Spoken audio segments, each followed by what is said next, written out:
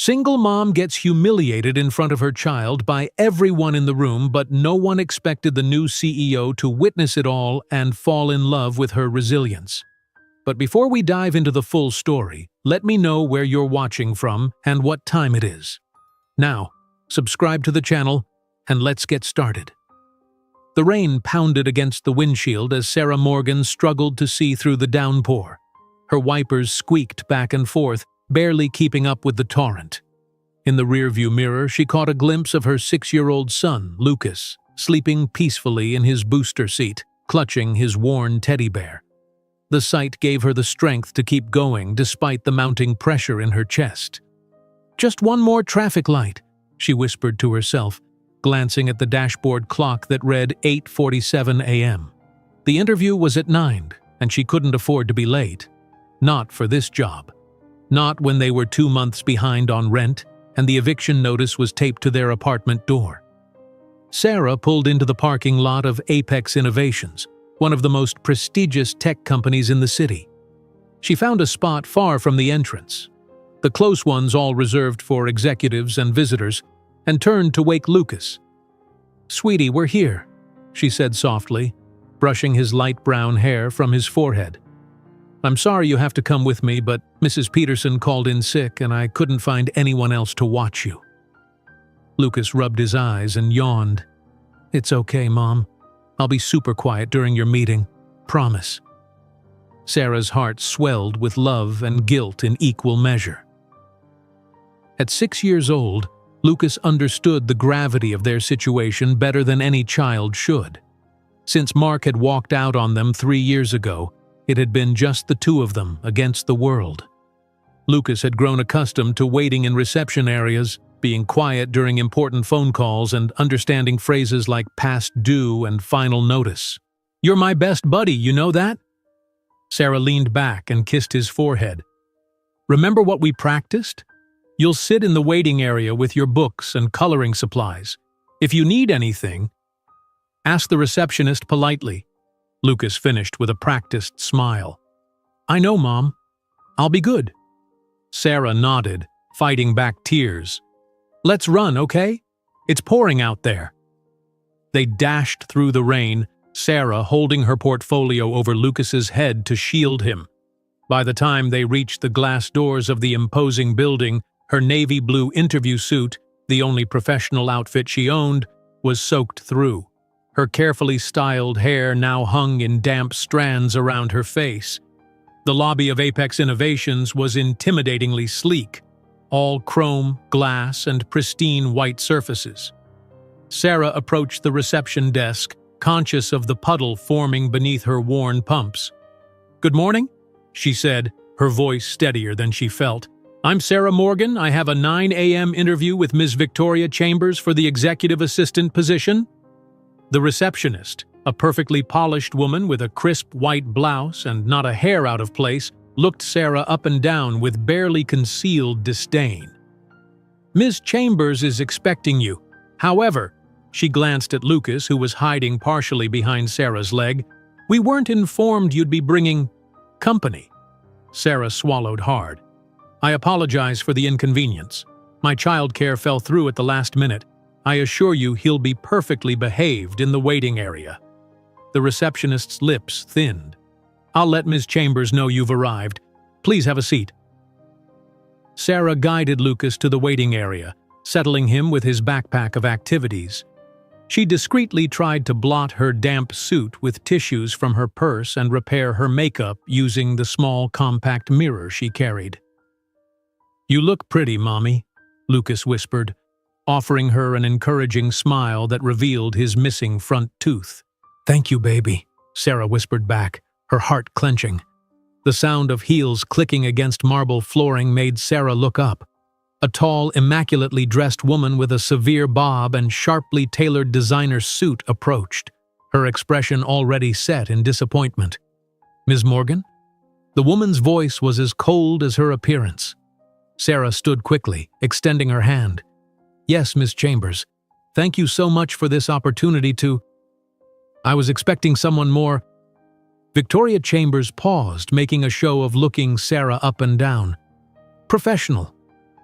Sarah's outstretched hand hung awkwardly in the air before she slowly withdrew it. "I apologize for my appearance. The storm—" "And who is this?"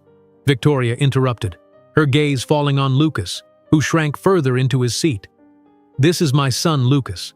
My childcare arrangements fell through this morning. I can assure you he'll be no trouble while we conduct the interview." Victoria folded her arms. "Ms. Morgan, Apex Innovations is a Fortune 500 company, not a daycare center. If you cannot make suitable arrangements for your personal life, I question your ability to manage the demands of being an executive assistant." The lobby had grown quiet, with several people now watching the interaction. Sarah felt her cheeks burn with humiliation, but she stood her ground. "With all due respect, Ms. Chambers, my ability to adapt to unexpected circumstances and still arrive on time demonstrates exactly the kind of resourcefulness and commitment your position requires." For a moment, Victoria seemed taken aback by Sarah's response. Then her expression hardened again. "I'm afraid I've seen enough. Your resume was impressive, but appearance and first impressions matter in this role. You would be representing the executive team to our highest-level clients. I cannot offer you this position. We'll keep your resume on file." Sarah felt as if she'd been slapped. The position would have doubled her current salary, included health benefits, and offered the stability she desperately needed. "Ms. Chambers, please, if you would just give me the opportunity to demonstrate my capabilities." "I've made my decision," Victoria cut her off coldly. "Jennifer will validate your parking on your way out." With that, she turned on her heel and walked away. Sarah stood frozen in place, acutely aware of the pitying glances from onlookers.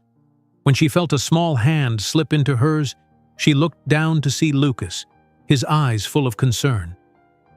"It's okay, Mom," he whispered. "We'll be okay." Something in his childish reassurance broke the dam within her. Tears threatened, but Sarah took a deep breath, squaring her shoulders. "Yes, we will," she affirmed, more for herself than for him. "Let's go, buddy." As they turned to leave, Sarah noticed a distinguished-looking man in an expensive suit watching the scene from near the elevator. Unlike the others, his expression wasn't one of pity, but of interest and perhaps admiration. Their eyes met briefly before Sarah looked away, too embarrassed to maintain contact. "Excuse me," a deep voice called as Sarah and Lucas neared the exit. Sarah turned to see the same man approaching them. Up close, he was even more imposing, tall with broad shoulders, salt and pepper hair, and intense blue eyes that seemed to look right through her. "Yes," Sarah replied cautiously. "I couldn't help overhearing," the man said. "I'm James Harrison." Sarah's eyes widened slightly in recognition. Everyone in the business world knew that name. James Harrison was the new CEO of Apex Innovations, brought in 6 months ago to turn the company around after years of declining profits. "Mr. Harrison," Sarah managed, "I apologize for any disruption. We were just leaving." James shook his head. "No apology necessary. In fact, I'd like to speak with you if you have a moment." Lucas tugged at Sarah's hand. "Mom, is he the boss?" Despite everything, Sarah smiled at her son's directness. "Yes, honey, Mr. Harrison is the CEO of this company." James squatted down to Lucas's level. "And you must be Lucas. I heard you've been very patient this morning." Lucas nodded solemnly. "Mom says I'm the best waiter in the whole world." "I can see that," James replied with a genuine smile before standing to address Sarah again. "Ms. Morgan, I was impressed by how you handled yourself just now. Not many people stand their ground with Victoria Chambers." Sarah shifted uncomfortably.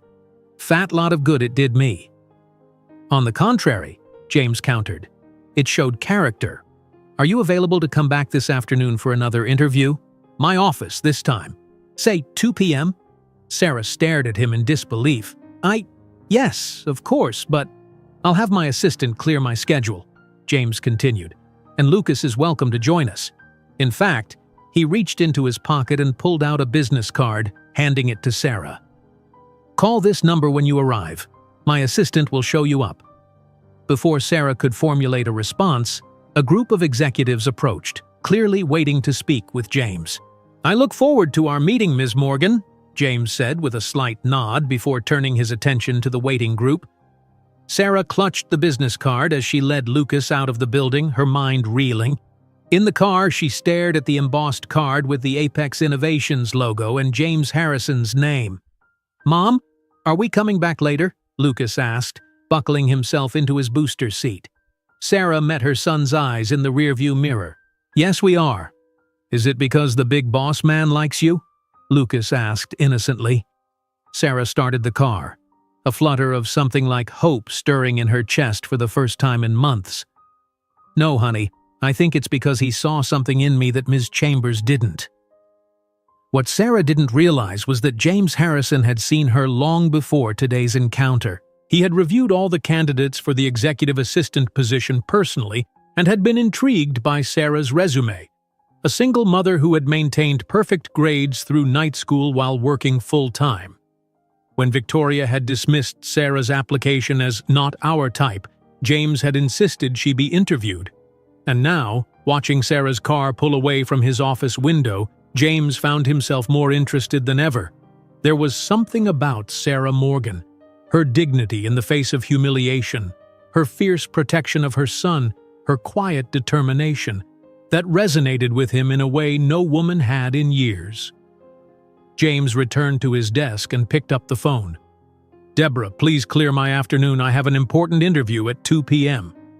As he hung up, James couldn't explain the smile that tugged at his lips or the anticipation building within him.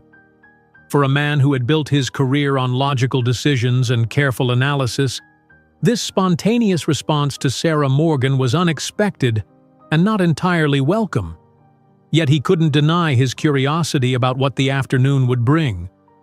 Meanwhile, Sarah drove through the still pouring rain, her mind racing with questions. Why would the CEO of Apex Innovations personally intervene after she'd been so publicly rejected? What did he see in her that Victoria Chambers hadn't? And most importantly, could she actually have a second chance at the job that could change everything for her and Lucas? As if sensing her thoughts, Lucas spoke up from the back seat. "Mom, I think the big boss man is nice. Not like that mean lady." Sarah smiled despite herself. "We'll see, buddy, we'll see." Little did either of them know that this rainy morning was about to change the course of both their lives forever, setting in motion events that would lead to unexpected opportunities, fierce opposition, and perhaps even love where Sarah least expected to find it. Sarah's tiny apartment felt especially cramped as she frantically searched through her closet for something appropriate to wear. After driving Lucas to her neighbor Mrs. Gonzalez, who had agreed to watch him during her lunch break, Sarah had rushed home to prepare for her unexpected second chance. "There's nothing here," she muttered, pushing aside the few professional-looking items she owned. The navy suit she'd worn that morning was still damp, hanging in the bathroom with a fan pointed at it in a desperate attempt to dry it. Sarah glanced at the small digital clock on her nightstand. It was already 12:30 p.m. and she needed to pick up Lucas from Mrs. Gonzalez by 1 p.m. The pressure made her hands shake as she pulled out a simple black pencil skirt she hadn't worn since before Lucas was born. Miraculously, it still fit, though more snugly than she remembered.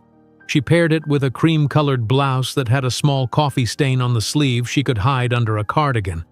It wasn't ideal, but it was the best she could do on such short notice. As Sarah applied a fresh coat of mascara, she couldn't help wondering what had prompted James Harrison to intervene this morning.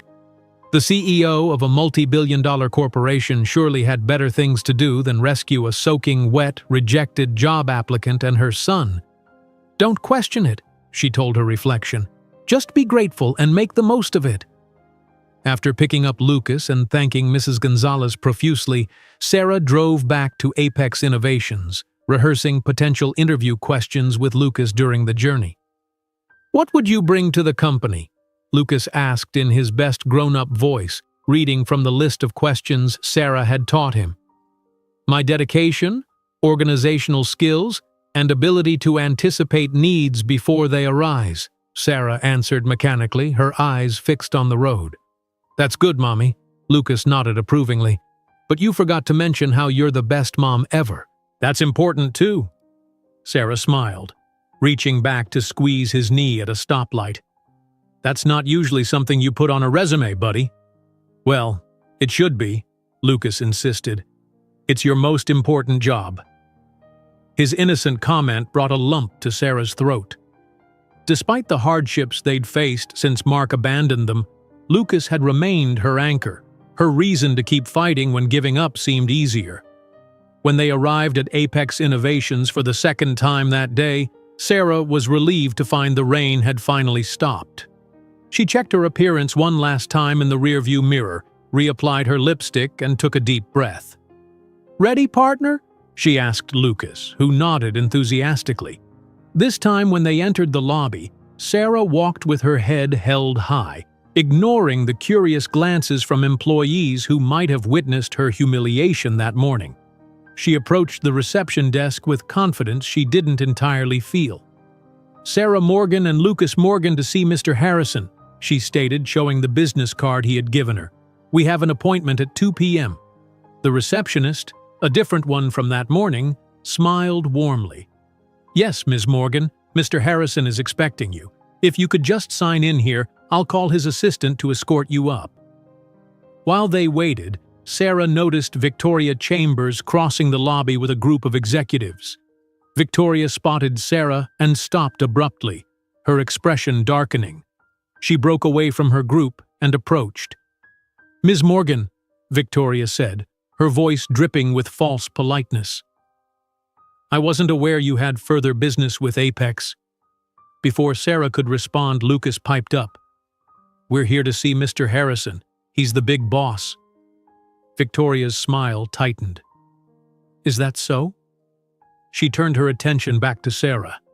"I wasn't informed you had connections in our executive suite. How convenient for you." Sarah straightened her spine, meeting Victoria's gaze steadily. "No connections, Ms. Chambers. Just an unexpected opportunity I intend to make the most of." "Ms. Morgan?" A professional-looking woman in her 50s approached. "I'm Deborah Wilson, Mr. Harrison's executive assistant. He's ready for you now." Victoria's eyes widened slightly, but she quickly composed herself. "Well, good luck," she said, though her tone suggested she meant anything but. "I'm sure Mr. Harrison has his reasons for taking an interest." The implication wasn't lost on Sarah, but she refused to let Victoria see her rattled.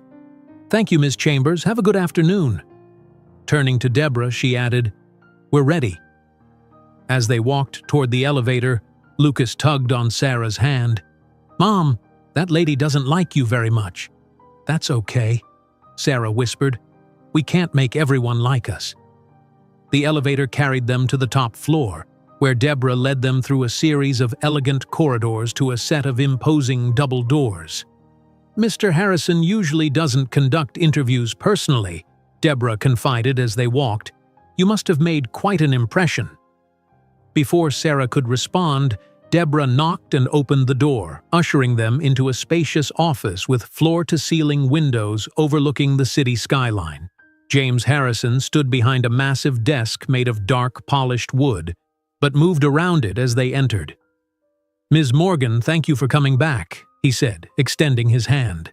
His grip was firm but not overpowering, his blue eyes warm with genuine welcome. "And Lucas, good to see you again." Lucas, suddenly shy, half hid behind Sarah's skirt but managed a small wave. "Please have a seat." James gestured to a seating area with comfortable leather chairs arranged around a coffee table rather than the more formal desk setup Sarah had expected. "Deborah, could you bring us some refreshments? And perhaps something for Lucas? We have juice boxes, cookies, I believe." "Chocolate milk?" Lucas asked hopefully. James smiled. "Chocolate milk it is, if we have it." Once they were seated and Deborah had left to arrange the refreshments, James leaned forward slightly. "I want to apologize for your experience this morning. That's not how we typically conduct ourselves at Apex." "Thank you," Sarah replied, surprised by his directness. "Though I understand Ms. Chambers' concerns about my presentation." James shook his head. Victoria has very specific ideas about how things should be done, sometimes too specific. He paused, studying Sarah's face. I've actually been following your application with interest. Sarah's eyebrows rose. You have? Your resume caught my attention during our initial screening. Single parent, putting yourself through night school while maintaining a full-time job, excellent recommendations from previous employers. That shows determination and work ethic, qualities I value highly. Sarah shifted in her seat, unused to such praise. I've done what was necessary for my son. And that's precisely what impressed me, James said. In my experience, people who have had to overcome significant challenges often bring a perspective and drive that those with easier paths lack. Deborah returned with a tray, setting out coffee for the adults and, to Lucas's delight, a carton of chocolate milk and a small plate of cookies for him. There was also a coloring book and crayons, which Lucas immediately dove into. I hope you don't mind, James said, nodding toward the activities. I thought he might appreciate something to do during our conversation. Sarah felt a rush of gratitude at his thoughtfulness. That's very kind, thank you. Once Deborah had left, closing the door behind her, James sipped his coffee before setting it down deliberately. Let me be direct, Ms. Morgan. The position Victoria interviewed you for this morning isn't the only executive assistant role we need to fill. Oh? Sarah tried to hide her disappointment. She had hoped he was reconsidering her for the original position. My own assistant, Deborah, is retiring next month after 20 years with the company. I need someone who can step into her shoes, someone organized, resilient, and capable of handling high-pressure situations with grace. Sarah nearly choked on her coffee. You're considering me for your personal assistant position? James nodded. I am. It's a more demanding role than the one you originally applied for, with longer hours and higher stakes, but it also comes with a significantly better compensation package and more growth opportunities. Sarah's mind raced. The original position had already promised to change their financial situation dramatically. What James was offering now could transform their lives entirely. The hours would be challenging with a young child, James continued, glancing at Lucas, who was contentedly coloring. But we offer flexible scheduling options, and there's a child development center on the premises for employees' children. There is? Sarah couldn't keep the surprise from her voice. James smiled. It's a recent addition, part of my effort to make Apex more family-friendly. We lose too many talented people because they can't balance work and family responsibilities. Sarah studied him, trying to understand the man behind the CEO title. Why me, Mr. Harrison? With your resources, you could hire anyone with decades more experience. James set down his coffee cup and leaned back, considering her question. Experience is valuable, certainly, but the qualities I need most can't be taught. Resilience, integrity, resourcefulness. This morning, when Victoria dismissed you in front of a lobby full of people, you maintained your dignity and stood your ground professionally. That told me more about your character than any resume could. Sarah felt warmth creep into her cheeks at his assessment. I appreciate your confidence, but I should be honest. I don't have experience at this executive level. Skills can be taught, Ms. Morgan. Character is intrinsic. James leaned forward again. Let me ask you this. Would you be willing to work directly with me for 2 weeks, a paid trial period, before making a final decision? Sarah hesitated, thinking of the logistics. Her current job at the insurance company wouldn't hold her position if she left, even temporarily. But they were barely making ends meet as it was. And this opportunity… Mom, can I get more milk? Lucas interrupted, breaking Sarah's train of thought. Of course, buddy. Sarah looked around for Deborah, but James was already on his feet. I'll get it, he said, pressing a button on his desk. Deborah, could we get some more chocolate milk for our young guest? The door opened almost immediately, as if Deborah had been waiting just outside. She took Lucas's empty carton with a smile and disappeared. Sorry for the interruption, Sarah said once they were alone again. No apology necessary, James replied easily. Children have needs that can't wait, That's something I understand well. Sarah looked at him curiously. Do you have children, Mr. Harrison? A shadow passed over his features. A daughter. She's in college now. He didn't elaborate further, and something in his expression told Sarah not to press. Deborah returned with Lucas's milk, and once he was settled again, James returned to business. About the trial period, it would begin immediately, full salary and benefits from day one. If after 2 weeks either of us feels it's not working out, no hard feelings. Sarah took a deep breath. It was a risk, but sometimes life demanded bold moves. I'd need to give notice at my current job. James nodded. Of course. Would 2 weeks be sufficient? Actually, Sarah said, thinking of her unsympathetic manager, I could probably leave by the end of this week. Perfect. James's eyes lit up with what looked like genuine pleasure. Shall we consider this settled then? I think we should, Sarah agreed, her heart racing with a mixture of excitement and terror at the leap she was about to take. James stood and extended his hand. Welcome to Apex Innovations, Ms. Morgan. I look forward to working with you. As Sarah shook his hand, she noticed Lucas watching them with a satisfied expression. Does this mean you got the job, Mom? He asked. Sarah nodded, still a bit dazed by how quickly everything had happened. Yes, it does. Lucas beamed at James. See? I told her she'd get it because she's the best mom ever, and being the best at something important should count even if it's not on her resume. James laughed, a rich, warm sound that transformed his serious face. You're absolutely right, Lucas. Being the best at something that important should definitely count. As they prepared to leave, Sarah couldn't shake the feeling that her life had just veered onto an entirely new path, one full of possibilities she had never dared to imagine, but also complications she couldn't yet foresee. Sarah's first day at Apex Innovations arrived with dizzying speed. After an emotional resignation from the insurance company where she'd worked for the past 3 years, her manager's thinly veiled resentment making it easier to leave than she'd anticipated, Sarah found herself standing in her bathroom at 5:30 a.m., staring at her reflection. You can do this, she whispered to herself, smoothing down the front of a new charcoal gray dress she'd purchased with the last of her savings. The investment had seemed necessary. Working directly for the CEO required a wardrobe upgrade she couldn't postpone. In the kitchen, she prepared Lucas's lunch for his first day at Apex's Child Development Center. James had personally arranged for Lucas to start immediately, waiving the usual waiting period. Mom? Lucas appeared in the doorway, hair tousled from sleep, still in his dinosaur pajamas.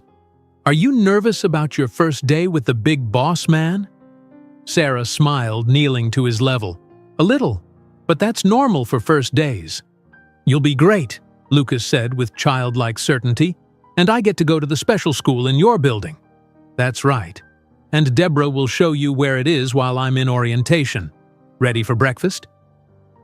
As they ate bowls of cereal, Sarah reviewed the morning schedule aloud, as much for her own benefit as for Lucas's. We leave by 6:30, arrive at 7:15, I check in with security for my badge, then meet Deborah in the lobby. She'll take you to the development center while I go to HR. Mom, Lucas interrupted.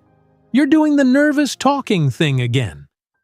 Sarah paused, recognizing her tendency to over-verbalize when anxious. You're right. Sorry, buddy. It's okay. Can I wear my Captain America shirt for my first day? The normalcy of the question centered Sarah. Absolutely. All the other kids will be jealous. The drive to Apex was full of Lucas's excited chatter about making new friends and whether the development center might have a pet hamster. Sarah half listened, mentally reviewing everything Deborah had told her about James's preferences and routines. He arrived at the office by 7:30 a.m. each day. Black coffee, no sugar in the white mug with the Apex logo. Daily schedule printed, not digital. Messages prioritized by urgency, not chronological order. No interruptions during his 9 a.m. strategy hour unless the building was literally on fire. The Apex building looked different in the early morning light, less intimidating somehow. Sarah parked in the spot assigned to her, another perk of her position she was still getting used to. As promised, Deborah was waiting in the lobby, her silver hair immaculately styled, her outfit quietly expensive. "Good morning, Sarah Lucas," she greeted them warmly. "Ready for your big day?" Lucas nodded enthusiastically. Sarah managed a smile that she hoped concealed her nervousness. "The development center is wonderful," Deborah reassured Sarah as they rode the elevator. "My granddaughter attended for 2 years. The staff-to-child ratio is excellent." The center was indeed impressive, bright, colorful, and full of engaged children despite the early hour. Lucas's initial shyness disappeared when he spotted a corner full of Lego bricks. After a round of introductions to the staff and helping Lucas store his backpack, Sarah knelt to say goodbye. "I'll pick you up at lunch to see how you're doing, okay? And I'm just upstairs if you need me." Lucas hugged her quickly. "I'll be fine, Mom. You go be Mr. Harrison's helper now." Sarah laughed softly. "That's exactly what I am, his helper." After Lucas was settled, Deborah guided Sarah through a whirlwind morning of HR paperwork, security protocols, and system orientations. By 9 a.m., Sarah was installed at a sleek desk outside James's office reviewing his calendar and correspondence, while Deborah walked her through the priorities of the day. "He's in his strategy hour now, but he'll expect a briefing at 10 a.m. on yesterday's board meeting follow-ups. I've prepared notes here." Deborah indicated a folder. "This afternoon, there's a department head meeting at 2 p.m. that you'll attend with him to take minutes. Questions so far?" Sarah's head was spinning, but she nodded confidently. "I think I've got it, and I really appreciate all your help, Deborah." Deborah smiled kindly. "James chose well with you. I can tell. Just remember his cardinal rule, no surprises. He can handle almost anything if he's prepared for it." At exactly 10 a.m., Deborah showed Sarah how to use the intercom to announce herself before entering James's office. When they walked in, James was standing at the window, gazing out at the city. He turned, his serious expression softening as he spotted them.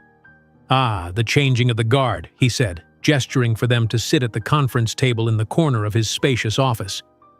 "How's it going so far, Ms. Morgan?"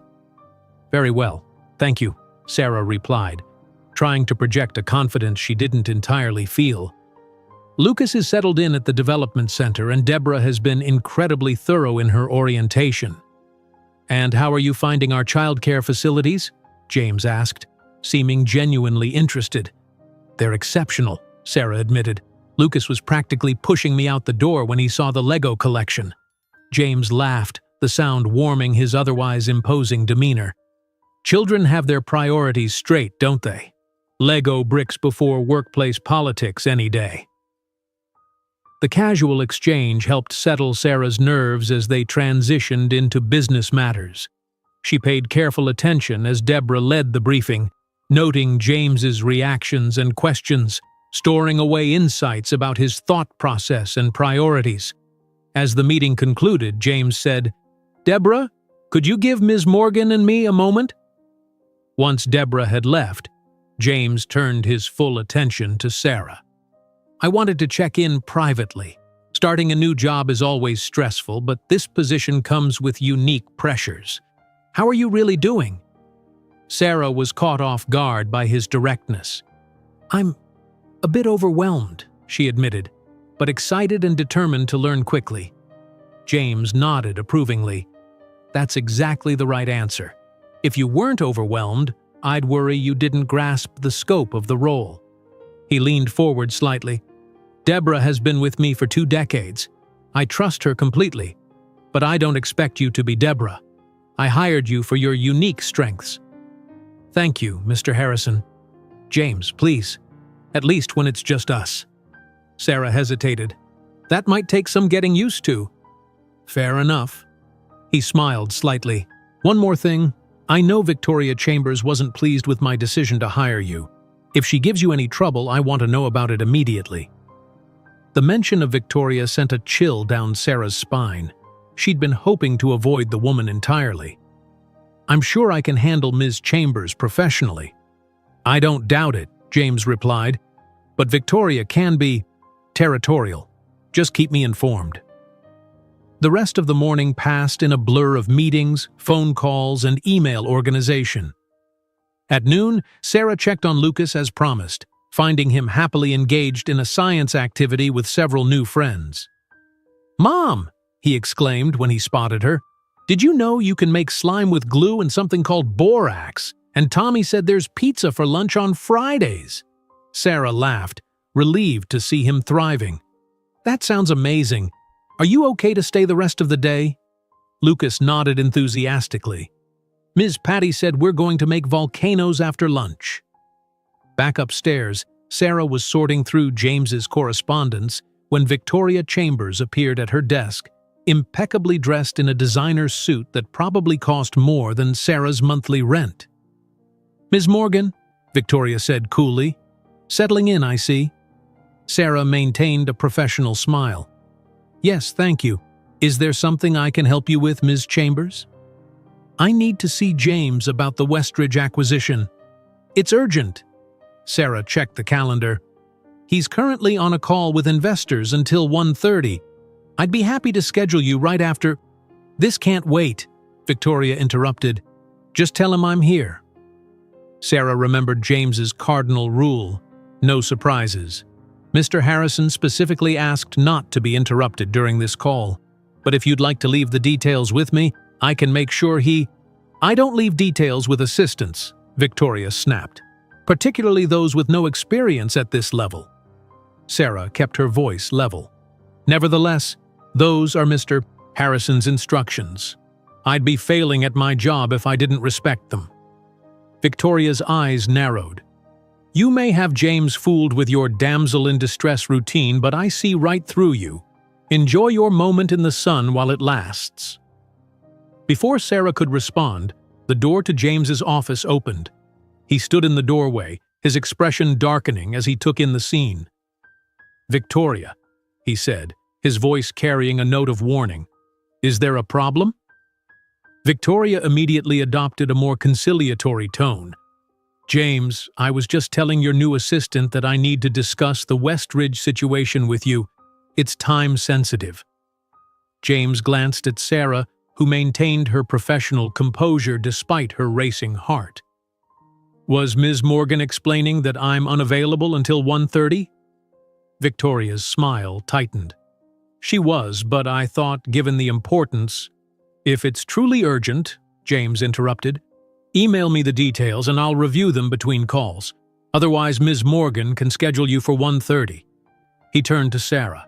"My investor call ended early. Could you please bring in the Mendoza proposal? And we'll need lunch ordered for the 2 p.m. meeting."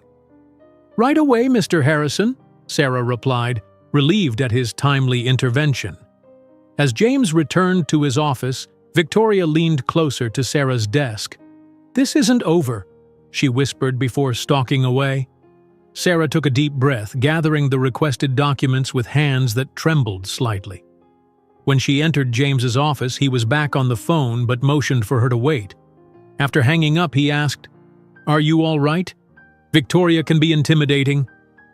"I'm fine," Sarah assured him, though her heart was still pounding. "Just trying to follow your no surprises rule."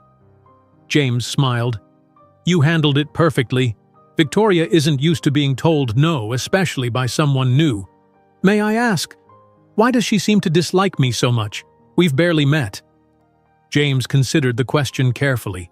"Victoria and I have different visions for Apex's future.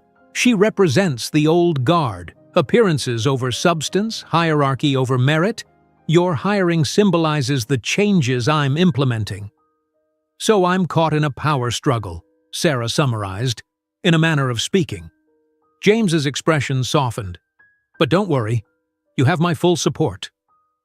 As Sarah returned to her desk to order lunch for the afternoon meeting, she couldn't shake the feeling that there was more to Victoria's animosity than corporate politics. The woman's hostility felt personal in a way Sarah couldn't quite explain. Later that evening, after picking up an exhausted but happy Lucas from the development center, Sarah reflected on her first day while preparing dinner in their small kitchen. Despite Victoria's intimidation tactics, the day had been a success. James, she still couldn't think of him as James rather than Mr. Harrison, had seemed pleased with her work, and Lucas had loved the childcare center. As they ate spaghetti at their tiny kitchen table, Lucas asked, "Mom, is Mr. Harrison nice to you at work?" Sarah smiled. "Yes, he is. Why do you ask?" Lucas twirled pasta around his fork thoughtfully. "Because he looks at you the way Prince Charming looks at Cinderella in my book at school." Sarah nearly choked on her water. "What? No, honey, it's not like that. Mr. Harrison is my boss, that's all." "If you say so," Lucas replied with a shrug that suggested he remained unconvinced. "But I think he likes you. And that's good because we like him too, right?" "We appreciate his kindness," Sarah corrected gently, trying to ignore the unexpected flutter in her chest at her son's observation. "But it's important to keep work relationships professional." As she tucked Lucas into bed later, Sarah found herself replaying moments from the day, the way James had defended her against Victoria, his genuine interest in Lucas's well-being, the quiet appreciation in his eyes when she'd anticipated his needs during the afternoon meeting. "Don't be ridiculous," she chided herself as she folded laundry. "He's your boss, a powerful, wealthy CEO. You're a single mom who was desperate for a job." Yet, as she finally climbed into her own bed, exhausted from the day's emotions, Sarah couldn't help wondering if Lucas, with a child's unfiltered perception, had seen something she'd missed. The following week flew by in a whirlwind of activity as Sarah settled into her new role. Each morning arrived with fresh challenges, but she tackled them with determined efficiency, absorbing Deborah's decades of institutional knowledge like a sponge. By Friday, she'd mastered James's complex scheduling system, memorized the names and positions of every board member, and navigated her first crisis when the quarterly report contained a significant error that needed correction mere hours before distribution. When 5 o'clock arrived on Friday evening, Sarah exhaled deeply, allowing herself to finally relax after her intensive first week. She was gathering her things when Deborah appeared at her desk. "You survived," Deborah said with an approving smile. "And rather impressively, I might add." "Thanks to your guidance," Sarah replied sincerely. "I still have so much to learn." "Nonsense. You've picked up in a week what took me months to master. James is quite pleased." Deborah lowered her voice conspiratorially. "He told me he hasn't once had to explain something twice to you. That's high praise from him." A warm glow of pride spread through Sarah's chest. "I'm glad to hear it. I've been worried I'm not meeting expectations." "More than meeting them, dear. Now, speaking of James," Deborah glanced at her watch, "he wanted to see you before you left today. He's finishing up a call but should be done shortly." Sarah nodded, wondering what James wanted to discuss. Had she made a mistake she wasn't aware of? Her mind raced through the day's activities, searching for any potential errors. 10 minutes later, James's door opened. "Sarah, do you have a moment?" Inside his office, the late afternoon sun cast long shadows across the carpet. James had removed his suit jacket and loosened his tie, giving him a more approachable appearance than usual. "Please, sit," he said, gesturing to the seating area by the window rather than the more formal conference table. "Can I offer you a drink? Water? Coffee?" "Water would be great, thank you." As James retrieved 2 bottles of water from a small refrigerator concealed in his credenza, Sarah noticed a framed photograph she hadn't seen before. A teenage girl with James's blue eyes, laughing as she sat atop a horse. "My daughter Emma," James said, noticing her gaze as he handed her the water. "That was taken about 5 years ago at our country house." "She's beautiful," Sarah commented. "Lucas mentioned you have a daughter in college?" James nodded, a hint of sadness crossing his features. "Yes, she's a sophomore at Princeton, pre-law, following in her grandfather's footsteps, not mine." He sat across from Sarah, taking a sip of water before continuing. But that's not why I asked you to stay. I wanted to check in after your first week. Honest assessment. How are you feeling? Sarah considered the question. Challenged but not overwhelmed. Every day I learn something new, which is exactly what I was hoping for. And Lucas? Is he adjusting well to the development center? He loves it. This morning he didn't want to leave when I picked him up. Apparently they're building a model solar system, and he's in charge of Jupiter. James smiled, the expression softening his normally serious demeanor. Good. I was concerned the transition might be difficult for him. Children are remarkably adaptable, Sarah said. More so than adults, usually. That's been my experience as well. James paused, seeming to weigh his next words. Sarah, the real reason I wanted to speak with you is to invite you to attend the Apex Foundation Gala next Saturday evening. Sarah blinked in surprise. The charity gala? Isn't that for executives and major clients? Primarily, yes, but as my assistant, your presence would be valuable. You'd have the opportunity to meet board members and key stakeholders in a less formal setting.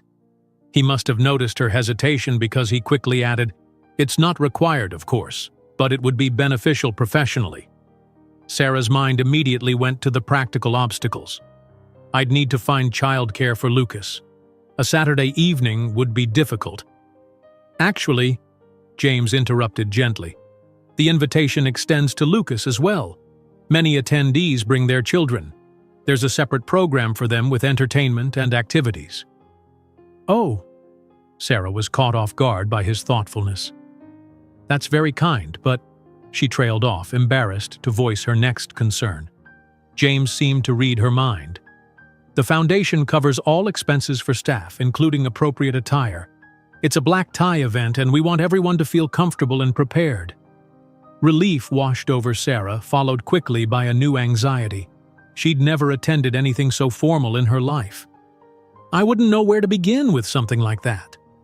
Deborah can help with the details, James assured her. She's an expert at these events. Still uncertain, Sarah asked, May I think about it over the weekend? Of course. James stood, signaling the end of their conversation. Just let me know by Monday morning so arrangements can be made if you decide to attend. As Sarah gathered her things to leave, James added, For what it's worth, I think you'd handle the gala as capably as you've handled everything else this week.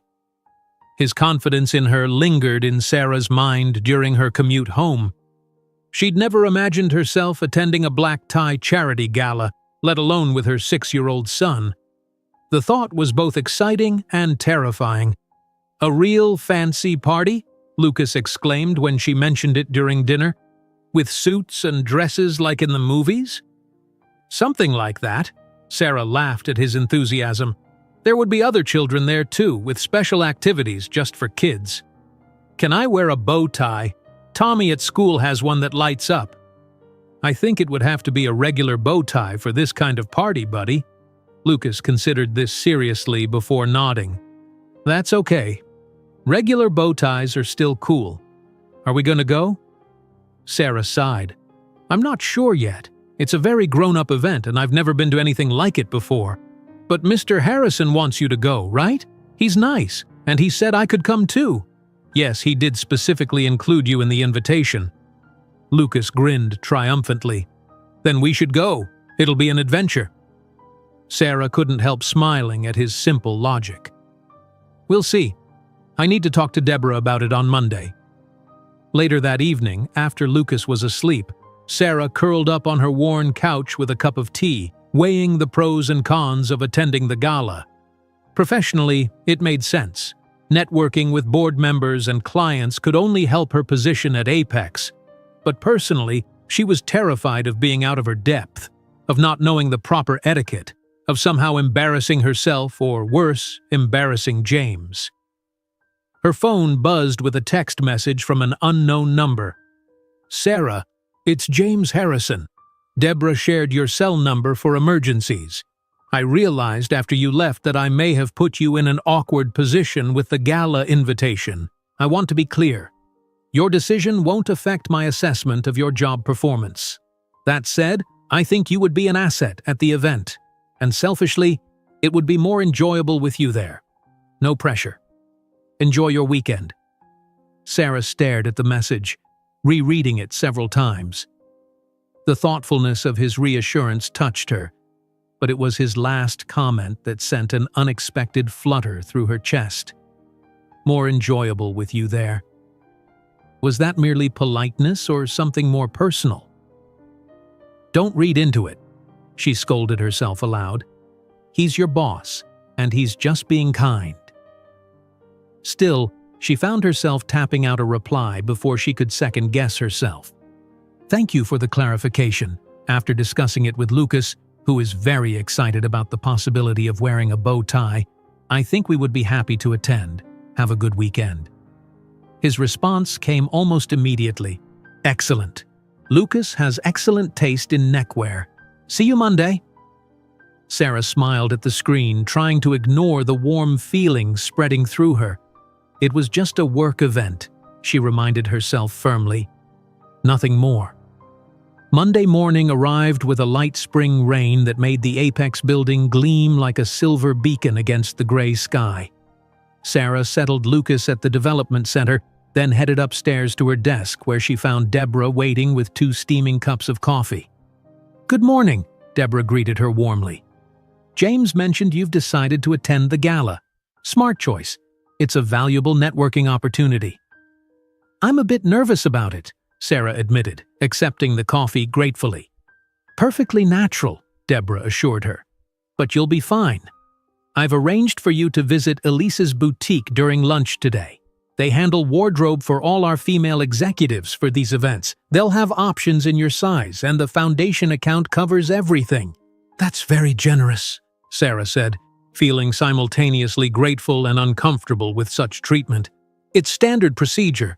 Deborah waved away her concern. "James wants all his staff to represent Apex appropriately at public events.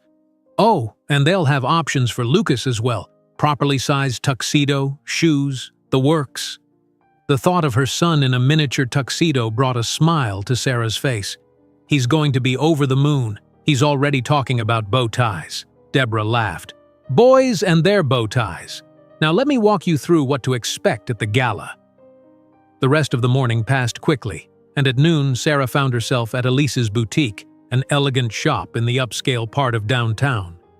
A statuesque woman with silver-streaked black hair greeted her at the door.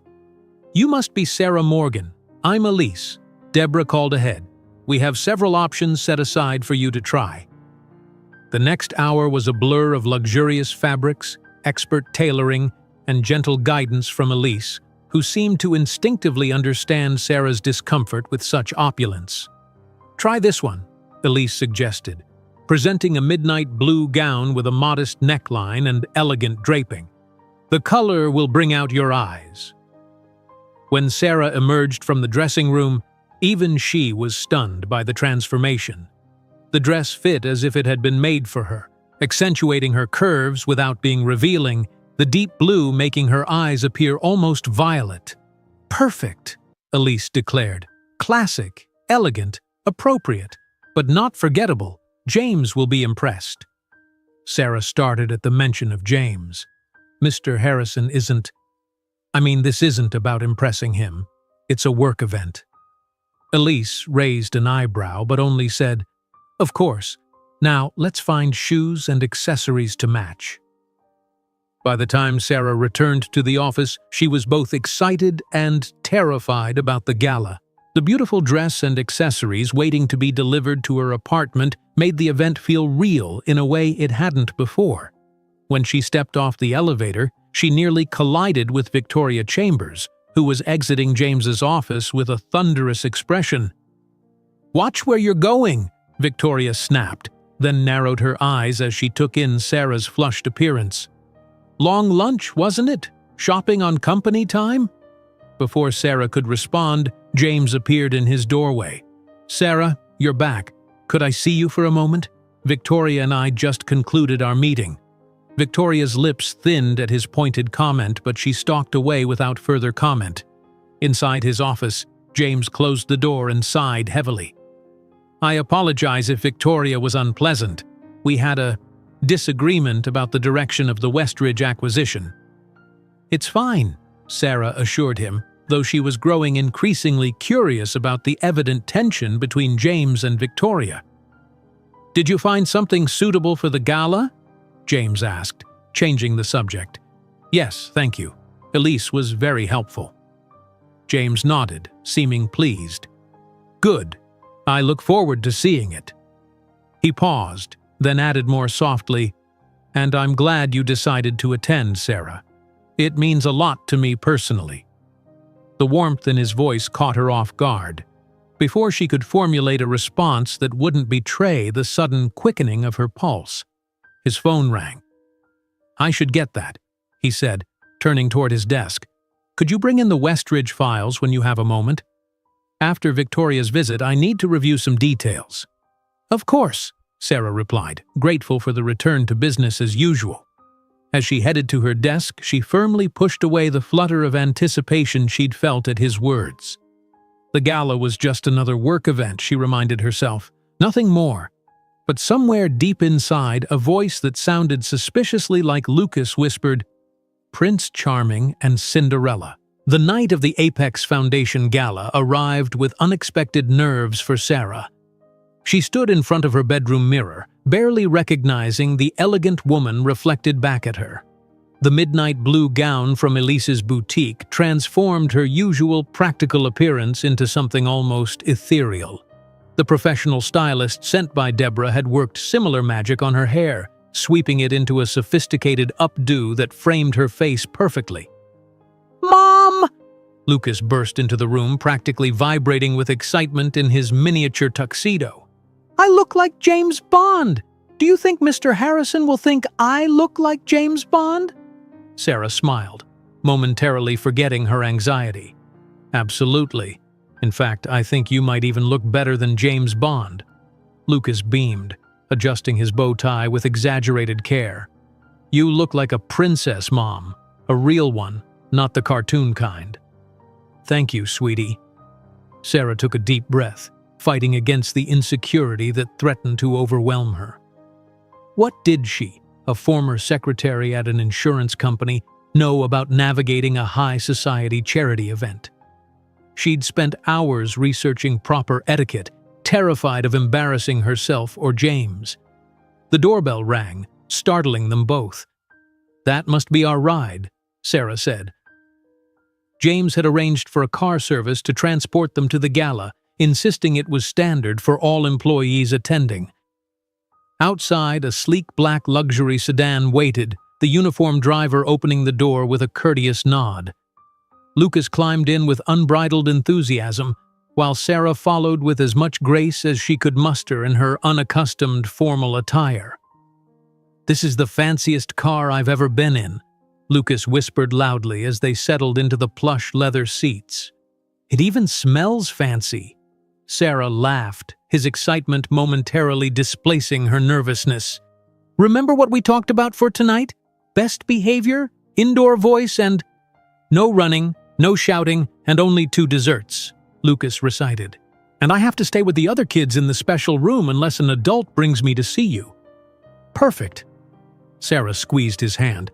"This is a very important night for Mommy's job." The drive to the Grand Meridian Hotel took 20 minutes, during which Sarah's anxiety steadily rebuilt. When they arrived, the entrance was lined with photographers capturing the arrival of guests. Sarah instinctively drew back in the seat. "Are you ready?" the driver asked kindly, sensing her hesitation. "Yes," Sarah said with more confidence than she felt. "We're ready." As they stepped out, camera flashes momentarily blinded her. These weren't paparazzi, she realized, but photographers documenting the event for corporate publications and local society pages. Still, being photographed in such a setting was entirely new territory. "Ms. Morgan!" Deborah's familiar voice was a welcome relief. The older woman approached in an elegant silver gown, looking far more glamorous than her usual professional attire. "You look absolutely stunning. And Lucas, don't you look handsome in your tuxedo?" Lucas gave a small bow, clearly delighted by the attention. "Thank you, Ms. Deborah. Mom says I look like James Bond." "Even better," Deborah agreed with a wink. "Now, let me introduce you to Mrs. Peterson. She's in charge of the children's program tonight." A kindly woman in a modest black dress approached, smiling warmly at Lucas. "We have a magician, a movie room, and a build-your-own Sunday bar," she told him conspiratorially. Lucas's eyes widened. "2 desserts only," he said solemnly, looking up at Sarah. Mrs. Peterson laughed. "We'll make sure of it. Shall we go see the magic show? It's starting in a few minutes." After assuring Lucas she'd check on him soon, Sarah watched him depart with Mrs. Peterson, chatting animatedly about his favorite ice cream toppings. "He'll be fine," Deborah reassured her. "Now, let's get you inside. James has been asking when you'd arrive."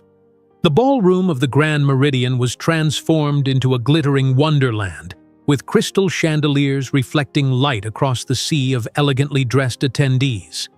Circular tables surrounded a dance floor, each decorated with elaborate floral arrangements in Apex's corporate blue and silver. Deborah guided Sarah through the crowd, occasionally stopping to introduce her to board members and executives. Sarah was grateful for Deborah's steady presence, especially when she spotted Victoria Chambers across the room, resplendent in a form-fitting red gown, holding court with several older men who appeared to be hanging on her every word. "Ah, there's James," Deborah said, pointing toward the far end of the ballroom. Sarah followed her gaze and felt her breath catch. James stood conversing with an elderly couple, looking impossibly handsome in a perfectly tailored tuxedo. The formal attire accentuated his broad shoulders and tall frame, and the subtle confidence with which he carried himself made him stand out even in this crowd of powerful people. As if sensing her presence, James looked up. When his eyes found Sarah, his conversation faltered mid-sentence. Even from across the room, Sarah could see the appreciation that bloomed in his expression. He quickly excused himself from the couple and made his way toward her. "Sarah," he said as he approached, his voice warm with something that sounded like admiration. "You look absolutely beautiful." "Thank you," Sarah replied, fighting a blush. "This is all quite overwhelming." "You don't look overwhelmed," James observed. "You look like you belong here." The sincerity in his voice steadied her. "Lucas is already at the children's program. He's very excited about the Sunday bar." James laughed. "Smart young man, prioritizing the important things." He offered his arm.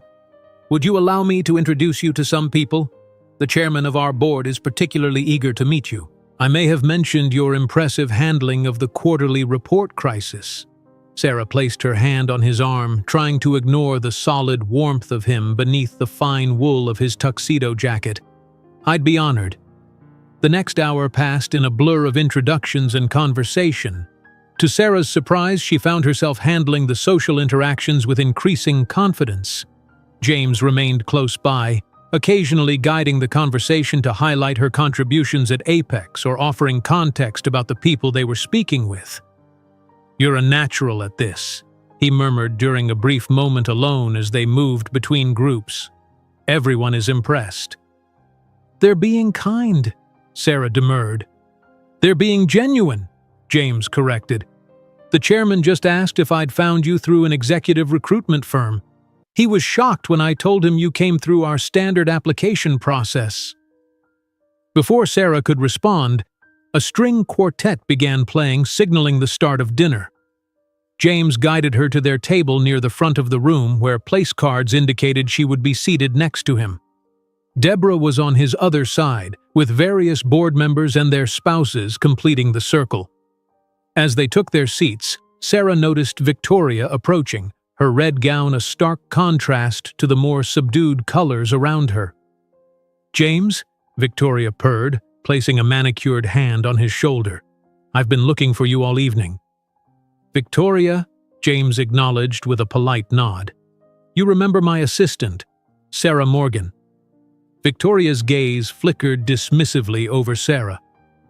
"Of course. How nice that you could attend, Ms. Morgan. These events can be quite intimidating for those not accustomed to them. Sarah is handling it beautifully, James said firmly. The chairman was just singing her praises. Victoria's smile tightened almost imperceptibly. How wonderful. I do hope you're not neglecting your son for too long. Children can become so anxious in unfamiliar settings, especially children from challenging backgrounds. The deliberate cruelty of the comment stung, but Sarah maintained her composure. Lucas is having a wonderful time. Thank you for your concern. James frowned, clearly catching Victoria's veiled insult. Victoria, I believe your table is across the room. The program will be starting soon. With a final cold smile, Victoria glided away, leaving an uncomfortable silence in her wake. I apologize for Victoria's behavior, James said quietly as they took their seats. That was entirely inappropriate. It's fine, Sarah assured him, though the interaction had shaken her more than she wanted to admit. I'm sure she didn't mean anything by it. James gave her a look that suggested he knew better but chose not to press the issue as dinner was served. The meal was exquisite, each course more elaborate than the last. Sarah was grateful for her research into formal dining etiquette as she navigated the array of silverware with careful precision. The conversation around the table flowed easily, covering topics from Apex's recent successes to international travel recommendations. After dinner, the Foundation's director gave a presentation about the various charitable initiatives funded by Apex, followed by a brief speech from James about the company's commitment to community service. Sarah watched him address the crowd with natural authority and genuine passion, feeling an unexpected surge of pride in working for such a man. When the formal program concluded, the dance floor opened as the quartet was replaced by a small orchestra. James turned to Sarah as couples began to fill the floor. "Would you care to dance?" he asked, his expression unreadable. Sarah hesitated. "I should probably check on Lucas first." "Of course," James agreed immediately. "I'll accompany you if that's all right. I'd like to see how he's enjoying the event." They made their way to the children's area where they found Lucas engaged in an intense game of checkers with a boy a few years older than him. When he spotted them, his face lit up. "Mom! Mr. Harrison! I'm winning!" he exclaimed, rushing over to greet them. "And I only had one Sunday so far." "Excellent restraint," James commended seriously. "Are you having a good time?" Lucas nodded enthusiastically. "The magician made a rabbit appear, a real one, and Mrs. Peterson says we're watching a movie after checkers." "It sounds like you're in good hands," Sarah smiled, relieved to see him so happy. "You guys should go dance," Lucas said matter-of-factly. "All the grown-ups are dancing, and Mom, you look too pretty not to dance." Sarah felt her cheeks warm at her son's innocent comment. "Well, if you're sure you're okay here, I'm great. Go be fancy." Lucas shooed them away before returning to his checkers game. As they walked back toward the ballroom, James chuckled.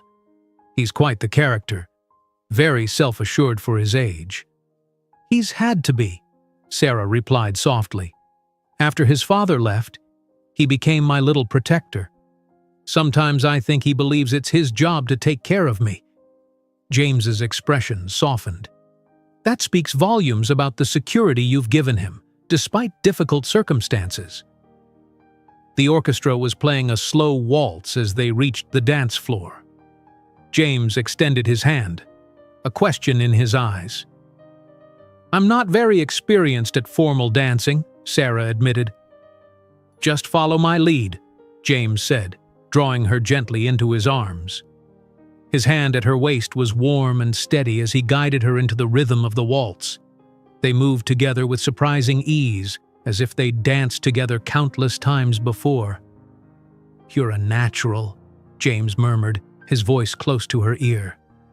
"I have a good partner," Sarah replied, trying to ignore the fluttering in her chest at his proximity. As they turned across the floor, Sarah caught sight of Victoria watching them from the sidelines, her expression a mixture of anger and calculation that sent a chill down Sarah's spine. "James," she said softly, Why does Victoria dislike me so much?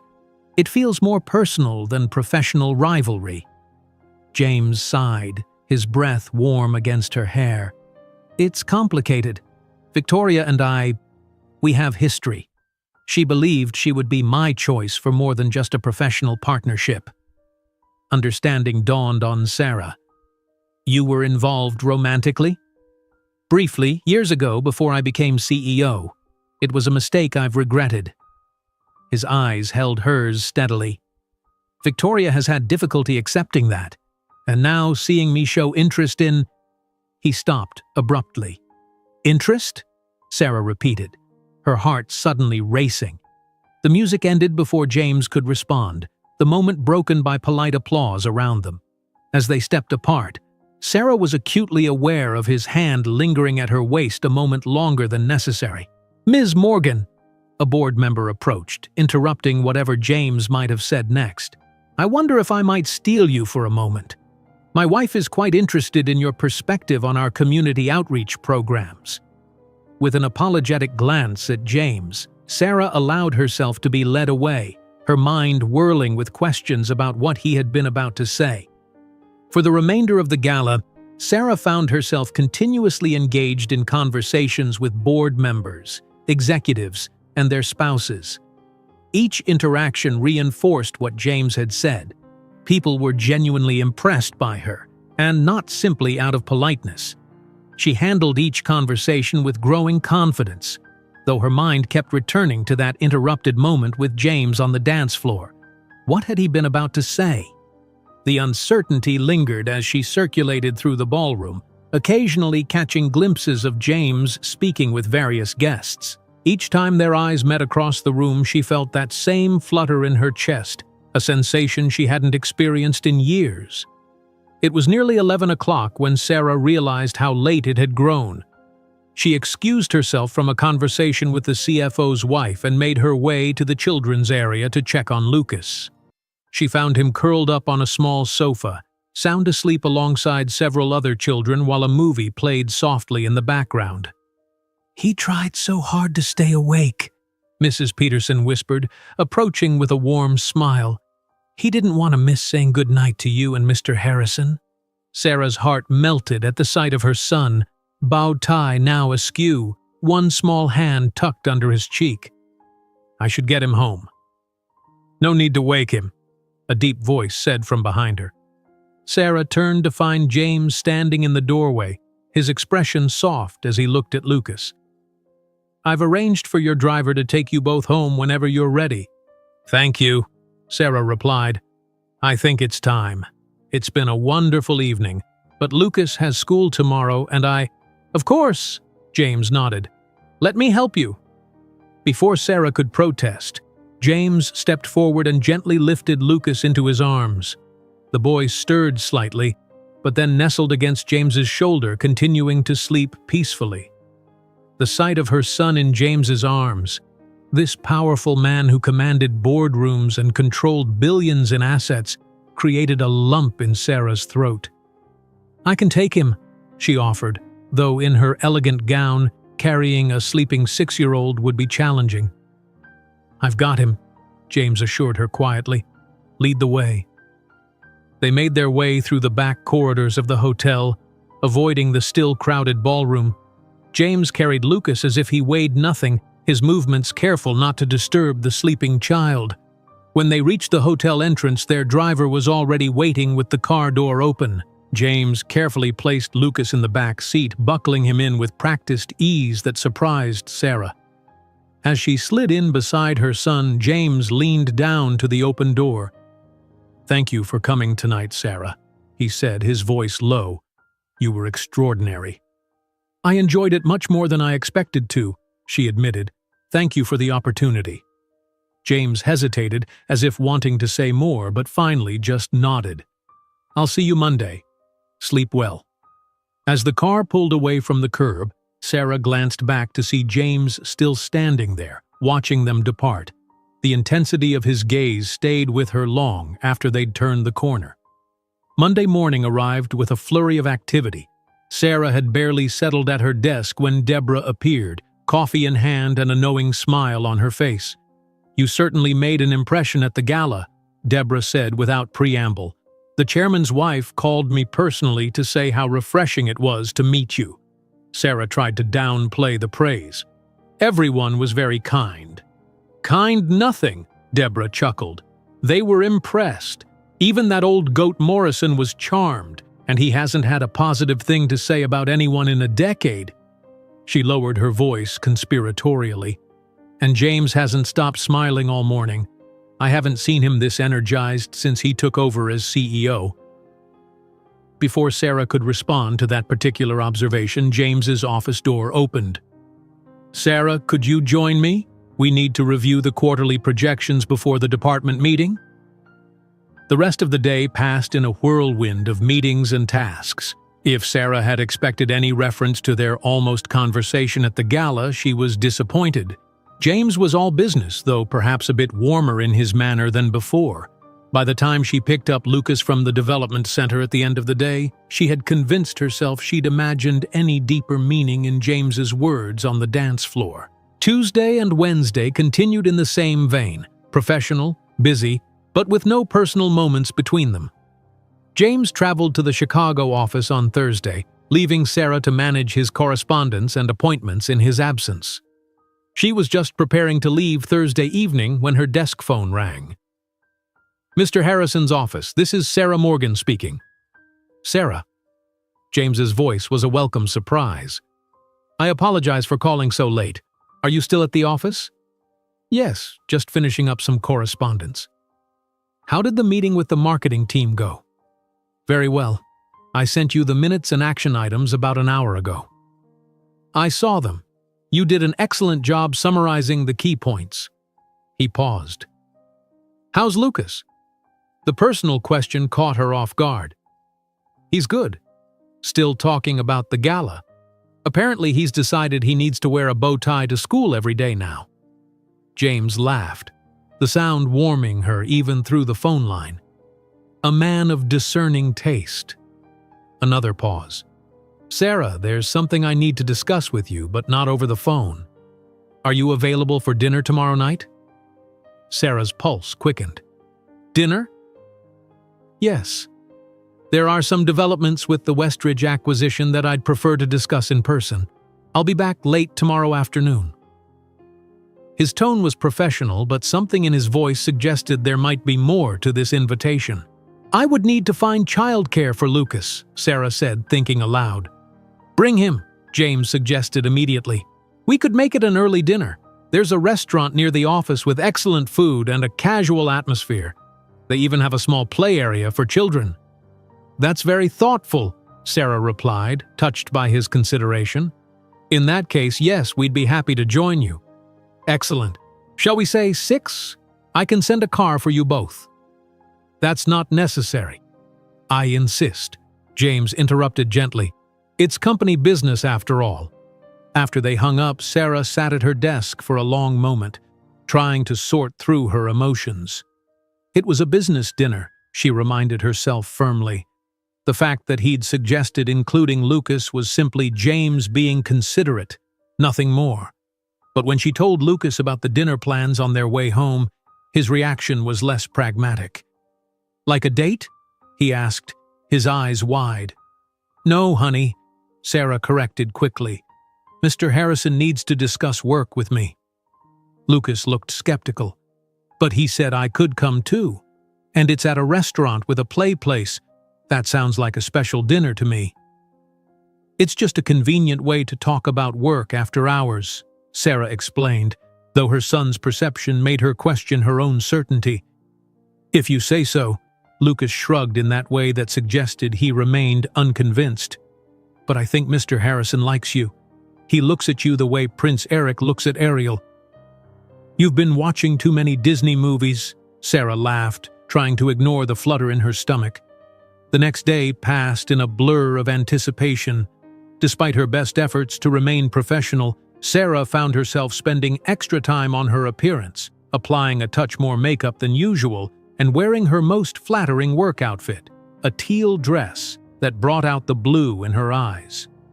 By the time she and Lucas were settled in the back of the car James had sent, her nerves were getting the better of her. "Remember, this is a work dinner," she reminded Lucas, who was happily playing with a small action figure he'd insisted on bringing. "I know," he replied without looking up. "But can I still show Mr. Harrison my new karate moves for recess?" Sarah smiled, despite her anxiety. "Sure, buddy. Just maybe save that for after we've ordered food, okay?" The restaurant James had chosen was exactly as he'd described. Upscale enough to have excellent food, but casual enough that Lucas wouldn't feel out of place. When they arrived, Sarah was surprised to see James already waiting near the entrance, dressed in a tailored suit that made him look even more handsome than usual. "Sarah, Lucas," he greeted them warmly. "Thank you for joining me." "Hi, Mr. Harrison," Lucas exclaimed. "Mom said I can show you my karate moves later." James chuckled, crouching down to Lucas's level. "I'd be honored. I took karate lessons myself when I was not much older than you." "Really? What belt did you get?" Lucas asked, impressed. "I made it to brown belt before college responsibilities took over," James admitted. "Maybe you'll go further than I did."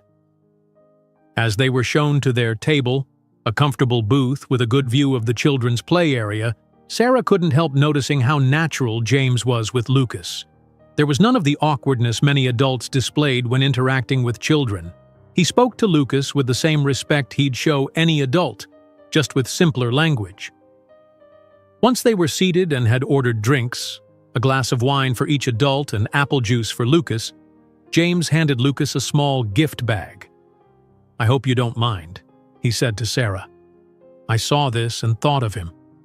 Lucas eagerly opened the bag to find a build-your-own robot kit.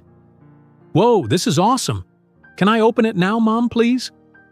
"Why don't you wait until after dinner?" Sarah suggested. "And what do you say to Mr. Harrison?" "Thank you so much," Lucas beamed. "Robots are my favorite thing after dinosaurs and Spider-Man." "You're very welcome," James replied, clearly pleased by the boy's reaction. "Perhaps you can tell me all about your favorite robots while we eat."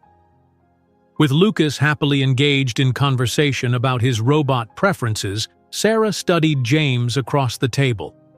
This didn't feel like a business dinner.